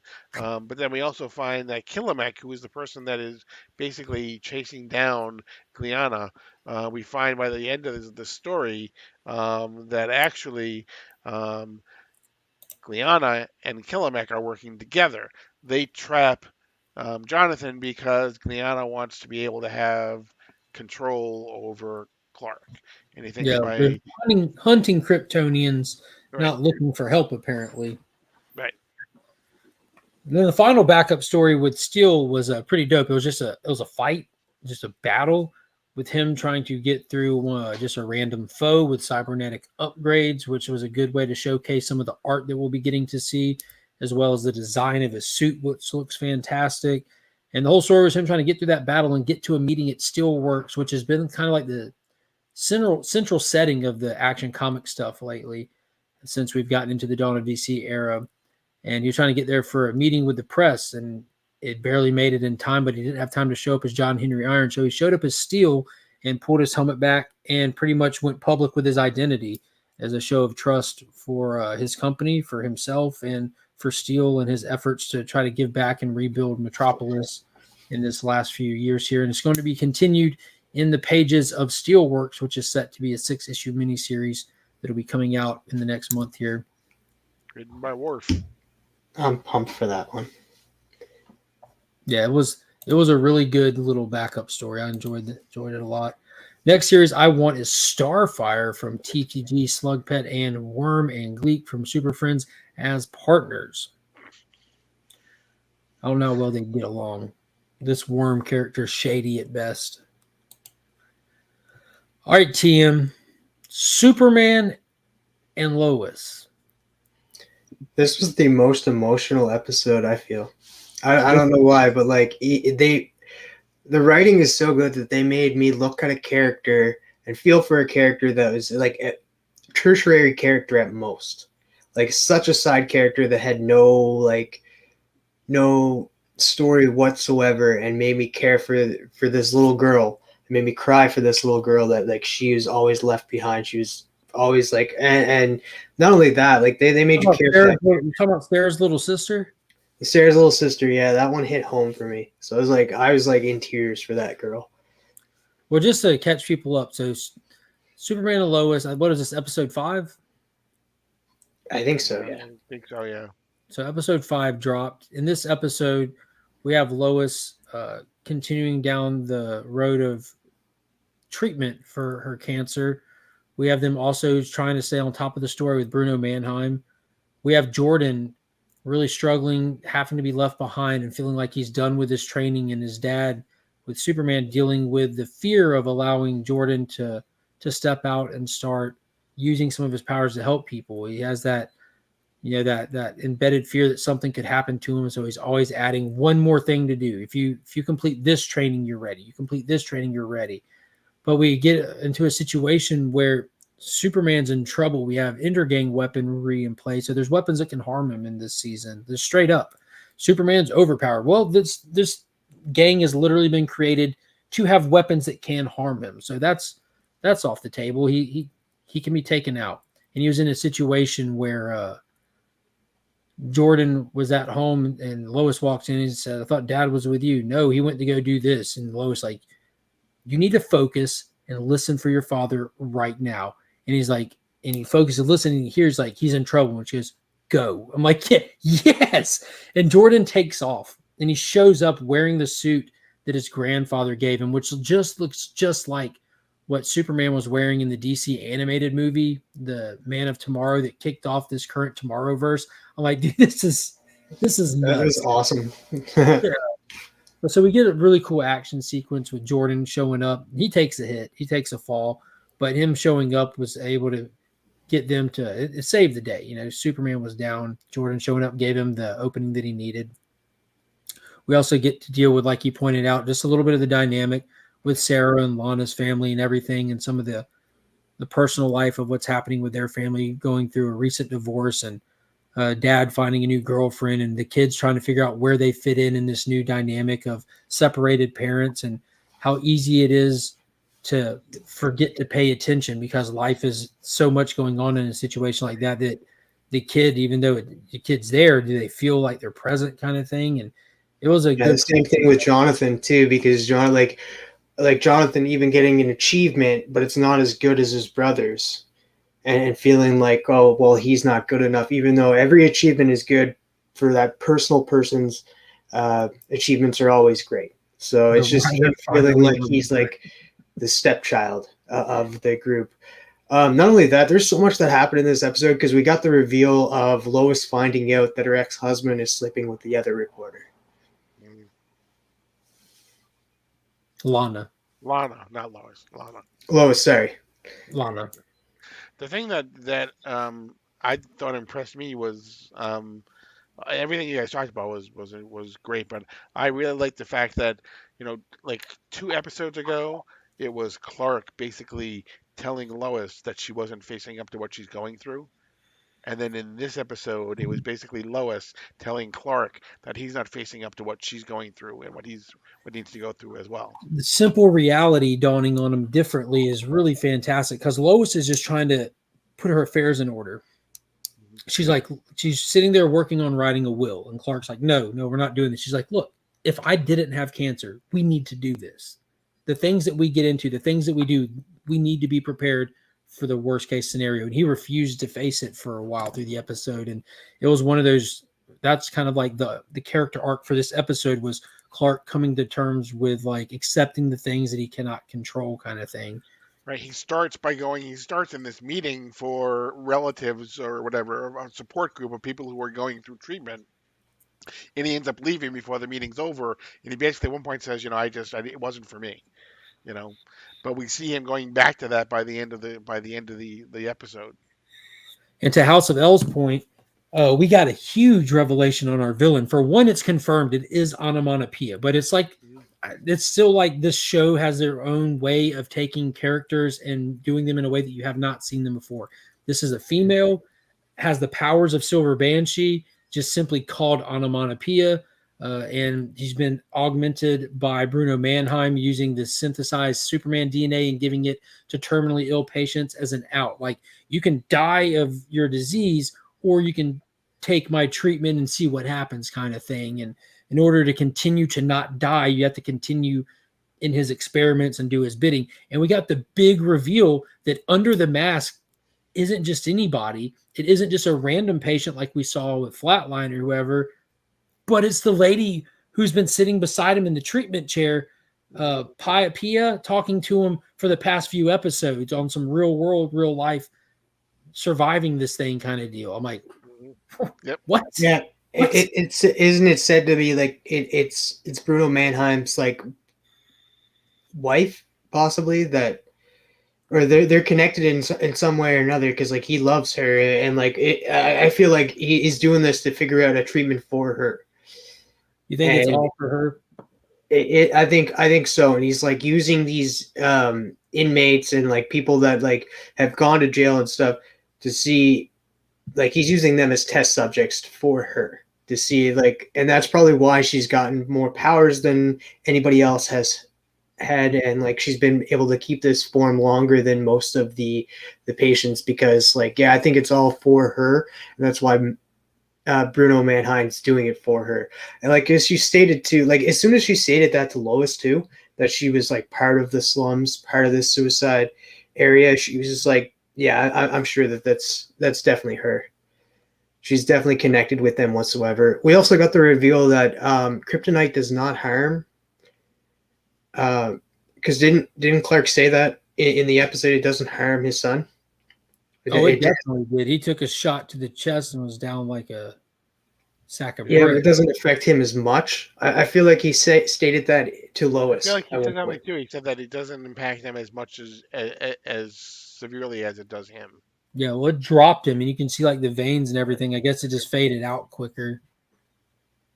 But yeah, it was a fantastic episode. I'm still ready to die on this hill anytime someone wants to have the debate with me. This is the best superhero show that's come out, and I don't know how long. Like the writing, balancing the characters, actually focusing on having like you actually have a story in every episode that builds the characters and accents the overall season story. You clearly have a full-length season story happening, but they make it episodic at the same. There's always been a difference between like watching like an episodic show and watching something like on paid television, like Game of Thrones, where it's like the season is just chapters of a bigger story. And this is balancing kind of both of those things, where you have that feeling of like we have a full season story and we're going to hit it in chapters, but these chapters are all going to be able to stand on their own kind of thing. You have something to look forward to going into each episode, and nothing is filler so far in this season. Nothing. It balances out throughout its characters and cast, like throughout the show. Like it's like I said, so much happened in this episode. Like it's just crazy. Like the writers of this show are like fantastic. Whoever they are, I don't know who they are, but whoever they are, they're doing a fantastic job. I know you're the same people that write Chimp Empire, because that's the only other thing that I've seen written so well. I don't know if y'all have seen Chimp Empire on Netflix, but it's fantastic. It's only 4 episodes, and it just follows the chimpanzee tribes of Nagogo. And what they did is they got the actor who's playing Blade, Marshall Ali, to narrate a story that somebody wrote, and they pretend like it's what's really happening. Like they're really confident that these chimps are going out on scouting patrols on the borders of their land, neighboring the like. They don't know what these like it's crazy how intricate they think these things' lives are, but it's fantastic nonetheless. I highly recommend Chimp Empire. Don't live your life with regret because you've never watched it. fine. I'll watch the first episode tonight. Oh no, you'll end up watching at least 2. The way that first episode ends, you're like, oh, I got to at least watch the first few minutes of the next episode. There's no getting around it. I need closure. I'm on a Justified kick right now. It's on Disney Plus here in Canada. Yo, that's old Raylan Gibbons. No, Raylan Gibbons. That's good right there. I'm like, yes, yes. Yeah, that's a fantastic show. I've watched through that whole thing a few times. I'm waiting on the special to come out. Is it? I don't know if it's a little FX movie they're doing or one final season they're doing soon or something. I've never heard. Oh, you have to ask Carlito about it. But they're supposed to be doing something else with it because that show came out originally like 2011 or something. Ran for I think 4 seasons, but it's fantastic. It's damn good. Old Boyd Crowder. There we go. Jackson had betrayed the Westerners, but there was to be a reckoning. Yeah. So if you haven't seen Chimp Empire, Nick knows. Nick knows. Yeah. The story, man. Like. You forget, like, yo, I'm looking at a bunch of monkeys in the woods. What are we talking about right now? Where do they come up with this? If the writer for Chimp Empire went and worked for Disney for 1 week, that company would be back in the red. They'd be good to go. Because this guy's got an imagination. I guess it says here that Justified is returning with Justified City Primeval. Yeah. Yeah, that got announced like during the lockdown time era and stuff. So I've been waiting on that for a hot minute. Happiest of bird. I'll let her. I'm gonna go wake her up from her slumber. So, like Nick said to tell you, Yeah, it was the happiest of birthdays. It's not over. We're going to be celebrating for the next few days. At the zoo on Tuesday. Speaking of that, for New DC Day, I will be going live, but I have it set for like 8 p.m. that night. Might move it up a little bit sooner. We're not going to be at the zoo that late. We'll probably be getting home around dinner time. But I'll still be going live for New DC Day. It'll just be at nighttime. And then Thursday evening, taking her to go see a band called A Girl Named Tom. That's the name of the band, A Girl Named Tom, something like that. She saw them on The Voice or one of those singing shows, and she saw where they're coming into town and said, oh, that'd be fun. So we're going to go do that. It's going to be a fun week. And then Guardians of the Galaxy next weekend. So next Sunday, I'm gonna have to figure out and carve out some time to see it somewhere other than Thursday like I normally would. I'm going to aim to plan to have a Guardians of the Galaxy Volume 3 talk as we typically do when a new movie drops. I'm going to see it on Thursday. And then next Saturday is Free Comic Book Day. Yes. Yeah. So I think Kyle's like kind of regretted mentioning that she wants to go see that band because she didn't expect anyone to buy her tickets as a surprise. Because she'd probably rather go see Guardians, to be honest with you. But I'll be at the Augusta Book Exchange on Free Comic Book Day. It's like a mini con there. They throw it down. They got all kinds of creators, artists, writers, all kinds of cool stuff going on there. Of course, free books, sales, all that good stuff. So I'll be there kicking the bobo for a while, working on getting my work schedule figured out because it is my work weekend too. Netflix Dear Boy show came back and it was good. I'm not sure what that is. Dear Boy, like a half deer, half boy. I think. Oh, Sweet Tooth. That's back already. Season 2's out. Season 2. Yep. I never finished it. Kyle binge watched the whole first season. She loved it. I'll let her know that's back. Happy birthday to your wife, Mark. I didn't know it was her. Yeah, it is. For sure. And I'll definitely let her know. Yeah, I watched, I think, the first 2 episodes of Sweet Tooth, and I'm like, yeah, I'm good. I haven't watched any of it, but I was talking to somebody today about it, and they convinced me to actually go start watching it. Was it Lee? No, it was Sugar Skulls. She was here earlier. I know Sweet Tooth is Jeff Lemire, and Lee is a huge Jeff Lemire fan. Don't forget to support your local comic shops for Free Comic Book Day. 100%. Yo, there's a convention that's the Augusta Con. The second one will be in Augusta on the same day as Free Comic Book Day. And I will not be attending that because it's just a cash grab event by this guy who puts pop-up cons wherever, just travels the Southeast, and Augusta Con or Charlotte Con or Atlanta Con or wherever he's at, he just puts con in front of it. Overcharges for tickets, overcharges for booths, and overstuffs the room.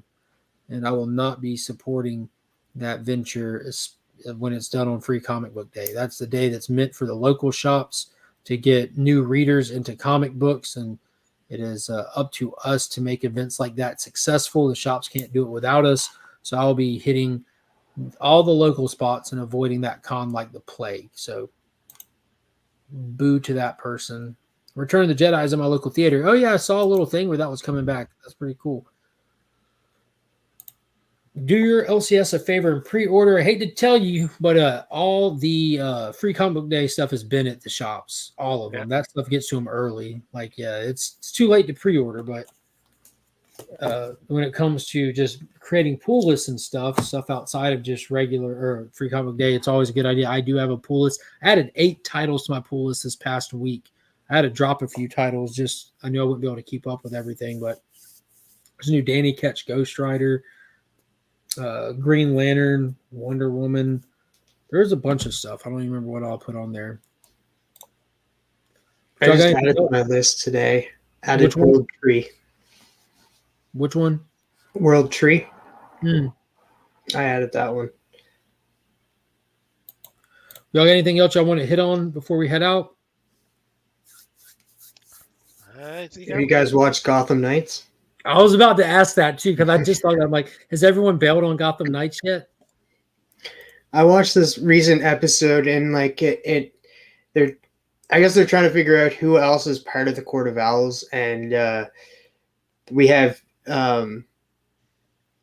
Harvey Dent working with that stupid kid still, and that they're Which one's the stupid kid? The one with the face? yeah, the one with the face. But it's getting interesting to see his like I think I'm like out of like the main kind of story. I'm interested to see like if they figure out who the Court of Owls is and who's working for them. But I'm loving Harvey Dent's arc in this because he's losing track of time. He's and then somebody said, "Oh, you dropped this Court of Owls coin off to me," and then all of a sudden like you see the Talon just stab Buddy through the thing. And then Harvey Dent is sitting there. He's like, "What's going on?" And he closes his eyes, and Talon has the sword up to his neck, and then just doesn't do anything, just disappears. And then Harvey Dent's like looking into a broken mirror, and you just see the crack through it, like making it him distorted on one side of his face. And like, I guess they're gonna play this as like he's demented, like he has two sides of him. He has schizophrenia, and then one side of him is the darker side of him, like Two-Face. So they're not going to do the exterior appearance; they're just doing the interior psyche Two-Face thing. That's pretty cool. I don't want to say probably. I might go back and binge watch it. I still have to watch all of Rebels. I'm going to keep saying that until I remember to do it one day. I do want to catch up on Rebels, but next week, like I mentioned, we'll be drawing for the monthly channel member appreciation prize. If you're a channel member in the Legion tier, there are two tiers. There's the supporter tier, then the Legion tier. If you're gifted a membership, it automatically puts you in the supporter tier, but you can go upgrade your membership before next Sunday to get put in the running. And this is the stuff that I'll be giving away next Sunday to one lucky winner. These are the pieces that are sent by Legal Burning that are hand burned. You got that spawn piece. You got a creature from the Black Lagoon, and some by Legal Burning. Be sure to check him out on IG. We have this Scotty Young Venom 18 that I picked up for Nick, and then he said that he had it. So I'm like, I'll just throw it in the Legion loot. People like Scotty Young. We got that Spider-Man number 7 that people were wanting for Spider-Boy. Venom, Spider-Man 129 reprint, super dope. Who doesn't love the Punisher? We have this awesome Action Comics 1050 signed by writer Philip Kennedy Johnson with a certificate of authenticity. Super dope right there. Pick that up from the Augusta Book Exchange. We have that awesome Bill Sienkiewicz variant for Deadly Duo that pairs with the Bill Sienkiewicz Joker. Those are just dope. Now, there's just some covers that were just like, that's fantastic art. I'm going to grab those and throw them in there. That Poison Ivy cover, look at that. That's nice. Her dress is made of shroomies. And then we got the books from Big Time Collectibles. Spider-Gwen, Gwenverse number 3, the David Nakayama cover. Batman Joker, Deadly Duo, the Miko Suyon Big Time Collectibles exclusive. Fantastic Four. The is this Felipe Masafera, I believe? Yep. Gorgeous cover. Good God. Very puts off a lot of Alex Ross vibes. It does. Definitely does. Then we have 4-issue number something. Miko Suyon Virgin variant, which is an homage to Silver Surfer number 4. And then lastly, we've got this Joe Quesada Daredevil Father number 1 in the CGC 9.8. Super cool sketch variant. It's a Wizard World exclusive. So all of that is just one big prize giveaway going to one lucky channel member in the Legion tier. So if you want in on that, be sure to hit that join button or upgrade your membership. And we'll draw for that winner next Sunday night. And then on to the prize for the next month. But after Rebels, you have to listen to 48 plus hours of Thrawn books. Yo, you keep talking about that little audiobook free account thing. I think I should start there. I have one credit. I'm looking at Thrawn books right now. I'm just like Thrawn, Star Wars, Thrawn Alliances, Star Wars, Thrawn Ascendancy, um, Thrawn Treason. There's a lot of Thrawn books. He's written at least 2 trilogies, so I think there's at least 6 that Timothy Zahn has written.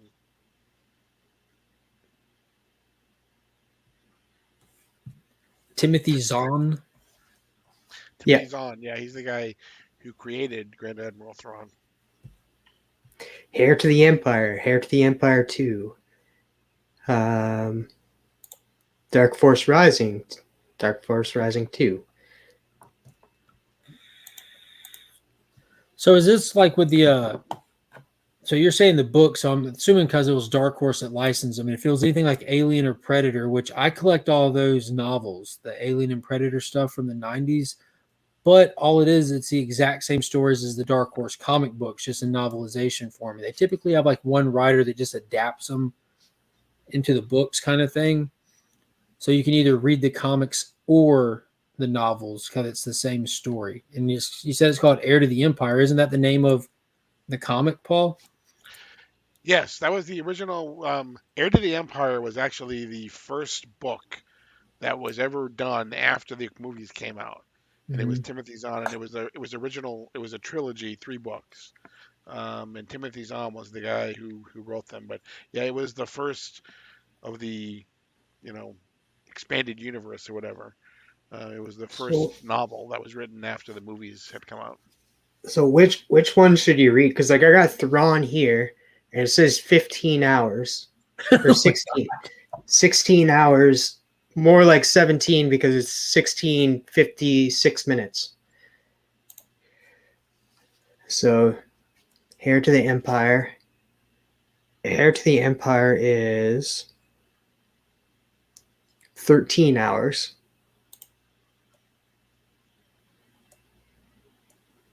But that's just book that's one. Because each of those. So if you have like Heir to the Empire, if you're listening to the audiobook, it probably is all 3 books. Same thing with the Thrawn. Then he wrote some just specifically Thrawn novels as well, but that was many years later.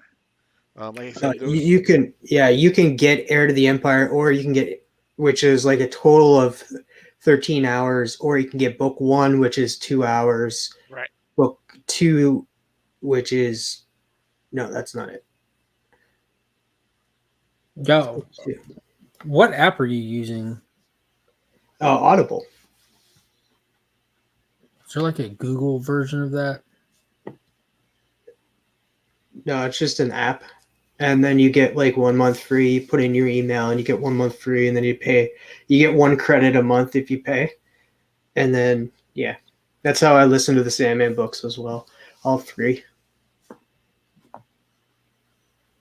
Because I always listen to stuff when I'm laying down. Like I normally have something playing, whether it be debates or stand-up comedy or whatever. And I have my have it set to cut off after a little while, but I always have to go to sleep with noise playing, or my brain will just fill in the quiet. But between work and laying down, I should be able to knock something like that out quick. That'd be easier than watching Rebels. Like if I could just listen to it. I think you Audible is owned by Amazon, so I think you do get like 1 book a month for free. I don't know. If you have Amazon Prime account. Google has the version. Google Books. I know what that is. I have that. I definitely have that because that's where, like when Ryan put out playbooks, that's what it's called. We have that one. This is the first time I've opened it on this new phone. What's it called? Just Heir to the Empire? Yep. I'm looking it up now. Which Thrawn book should I read first? He was introduced in the Heir to the Empire. That was where he first introduced. But then Timothy Zahn has written some of the books he's written actually go back in time, to before what occurs in Heir to the Empire. Here's the Star Wars Thrawn trilogy, Heir to the Empire, Volume 1, 2 hours and 57 minutes. 3 books Yeah. available. I can build all 3. But there is one that says Heir to the Empire, and it's just, I think it's all of them because it's like about 13 hours long. Yeah, So that has all 3 of them. It looks like it's Heir to the Thrawn trilogy, Heir to the Empire, Dark Force Rising, and Star Wars: The Thrawn trilogy, Last Command. Yeah, aggressively relaxing makes a good point. Is Heir to the Empire is considered legends now because anything that was written before Disney took over was considered legends and isn't part of canon. But the most recent books that he wrote are considered canon now. So yeah, one book can be 15 hours plus, which I don't mind, like, because you can listen to it in chapters as well, just like the Sandman. It was about, I think, 11, 13 hours, and you can listen to them in chapters. You can like stop at a chapter and pick up right where you left off. But then you get some that are like 2 hours long and that. But I'd rather pay, like, if you're using one of your credits that you paid for, I'd rather a longer book than anything, because then you feel like you're getting your money's worth.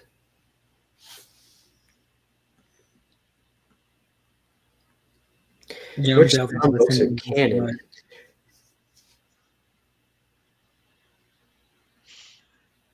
I'm kind of interested in Star Wars Thrawn. Like, that's like the title there. It's just Star Wars Thrawn. Oh, well, I'm about to figure it out and probably fire one up tonight. Is there any audio books for Rebels, or is it just you have to watch the Disney cartoon? yeah, it's just the cartoons. I just typed it in and I'm not seeing anything. Oh, I don't want to. How many? There's 2 seasons of Rebels. At least. Why couldn't this be? I just want to have seen it. I don't want to have to put forth the effort. Someday, when they can just beam stuff directly into your brain, that will happen. Yeah. You have all the knowledge you need then. Go by Total Recall, just sit down in the chair. It's just a cartoon, Mark. Yeah, but it's necessity. Like, I'm just frustrated, like, with the time, not having time to do everything, you know? It's just frustrating because I want to watch it. And how I've been saying for like 2 weeks straight now, I'm going to watch it. But finding time to watch it is just becoming difficult. And it's not just that. It's like anything. Like, it's very difficult keeping up with the things that I do keep up with. Stop being lazy. It's 4 seasons. Oh, shit. All right, I'm just going to do that tonight. Then I'm going to attempt to start watching Rebels. I still haven't made it past episode 2 of Bad Batch. I just want to enjoy a Star Wars something, and it's been a long time since Rogue One. I still think Mandalorian. you need to go revisit Andor. Oh yeah, that's true. I made it 3 episodes into that, and I'm like, yo, this is trash. And then everyone's like, yo, did y'all see episode 4? That show got graded episode 4. It's like the best thing since Rogue One. I'm like, of course it would get good when I stopped. So I need to go. And that turned out to be like what, 13 episode season or something ridiculously Yeah, long? it's getting a season 2. And Right. so I'm pumped. It's a lot better than this season of Mandalorian. Mm. And I think that's what a lot of people griped with too. They were like, they like the Andor, they like the smart Star Wars, and then we kind of get like this season of Mandalorian, which felt very, like you've said previously, kind of lazy at times. Yeah, it was very lazy. It was just all over the place. It didn't have a story thread. It had like a story car wreck. So I'll watch the first episode of Chimp Empire tonight if you watch the 4th episode of Andor. I just have to skip to episode 4. Well, you've already watched the first 3. Yeah, but I don't remember what happened. As soon as old buddy showed up in a toupee in the jewelry store, I'm like, oh, I'm so done with this show. They're walking around with like 1980 Russian AK-47s. They didn't even think to paint them like they're in space or just glue something to them to make them look like a space gun or a prop. Like, yo, what is happening right now? This is crazy. But Yeah, to be honest, I don't think I'm going to do any of that tonight. I'm kind of excited to try this Audible book thing out. I've never listened to an audio book since I was a little kid. Pops picked up, like, back in the day, there's like books that came like kid books. It would come with cassette tapes, and you pop them in your cassette tape player. I had some Justice League ones. I had some James Bond Jr. ones. I remember listening to those and listening to Calabac fight the Justice League, and the voices were fantastic, man. I might just Let me know which one you get, because like I have one credit right now, so I can use that up and listen to the same one you're listening to. I'm probably just going to do the Heir to the Empire thing. Okay, I'll buy it now. And it's only 2 hours, so I can knock that. I'm going to bundle buy these. Why not go for longer? But not because you have it forever. Once you get it, and you get like the Heir to the Empire one, which is like 13 hours long, you get multiple stories in that, and that way you're well, it getting your says credit. it's 2 hours and 57 minutes long. I don't know what that means. It says abridged 2 hours 57 abridged. I don't know what I'm looking at here, y'all. Like this. Here's what it looks like. But if I do this, you can like. I was going to do this right here. It's like lets you get. See, I got this one right here, and it says 13 hours. Yeah, but I don't know what that is, TM. I'll send it to you. Oh, are you on Google? Here's the Thrawn thing. Oh, you're not on Audible? No, I'm on Google Play Books. Oh, I don't even know what Audible is. here you go. I just sent it to you. What good is that? I don't have it. So summary, it says here's a special anniversary special, 20th, unabridged for the first time, the biggest event in history of Star Wars books. Heir to the Empire follows the adventures of Luke Skywalker, Han Solo, and Princess Leia after they led the Rebel alliances to victory in Star Wars Return of the Jedi. So what I did was I just looked up Heir to the Empire, the novel, and I just hit switch to audiobook, and it switches over. You know what I mean? I can just hit it. I can switch to the book or switch to the audiobook of the same thing. So Google Books? It's called, yeah, something like that. Yeah, Google Play Books is. Cause I keep everything Googly, man. Googly. I use YouTube. I search with Google. Yeah, you have an iPhone, right? Samsung. I don't have a Pixel. I have a Samsung. I have a Google phone. You have a Pixel? Yeah. So I was like, I always wanted the Note. And my wife always wanted the Note. We wanted a Note since before they started making the Pixels back in like 2017 or whatever. And then we started looking at the two, and it came down to it. This is the S22 Ultra. This is just a better phone all around. It seemed to just be easier transition, and it's got more bells and whistles. And we figured this is like the first time we bought like a new phone, like a new nice phone, and not just like just cheap to phone. Because we go get Samsung, but you get like the slim down version of stuff to save money, and we're like, let's just get like a nice phone for once. And we went and got these, and I'm happy it has the pen with it. I use that thing a lot. All right, I sent you another one. What are you sending me, TM? It's on the Google Playbooks. Where'd you find that? How'd you find that? What does unabridged even mean? Unabridged means it's not cut at all. It's full. Abridged means that they've cut some parts. That's why it's 13 hours instead of 2. Yeah, man, I could have listened to this whole story tonight. Now it's going to take me a damn week. Thanks a lot. Could have listened to half of it. You could have listened to half of it in the time it's taking you guys to talk about it. Yeah, All right, this is the one I'll get. It looks like I'm just going to get this one by itself. I'm not going to stack. Golly, buy two, save 5%. Really, 5? That sounds like a deal to me. But dude, these are a lot longer than the ones that I was seeing. I guess I don't even know how to search stuff. It had a good rating too, 4.9. So where are my Star Wars people? There are aggressives in here, Headquakes in here. Heir to the Empire Star Wars, a 20th anniversary edition, unabridged. That's going down tonight. Paul, you've already read this, right? Yep. All right, so we're going to be talking that story moving forward as we work through this. What are you doing, TM? I'm getting mine. Oh, we're buying it now. All right. Buy audiobook. Thumbprint. Perfect. It's done.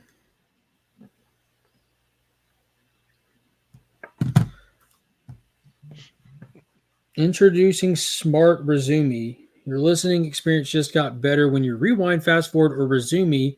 Audiobooks begin at a natural starting point instead of the middle of a word. Like that matters?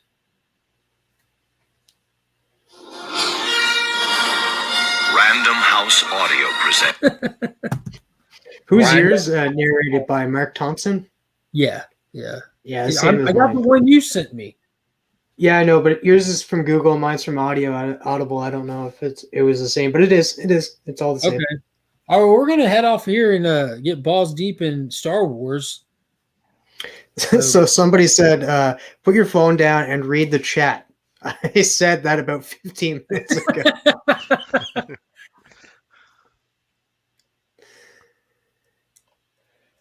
Oh yeah, there it is.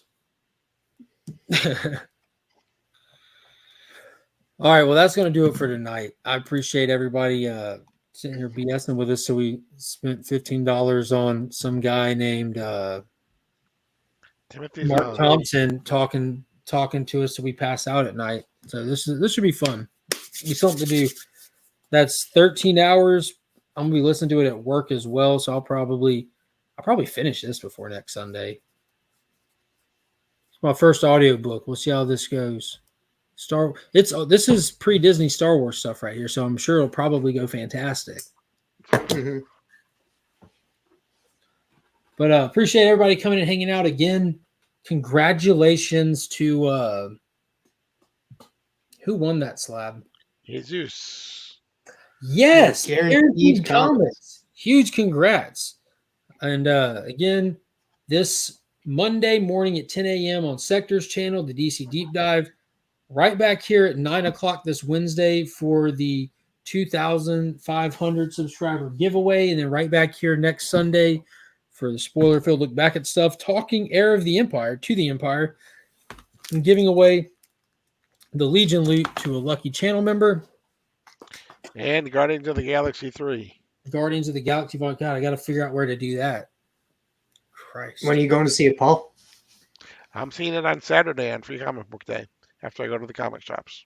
All right, that's when I'm going to do it then. That's actually a good idea because I'm having to make somebody else work on Saturday because it's my weekend, but I'm not working on Saturday. I'm taking Finn to the shops and stuff. So I guess that'll be the day.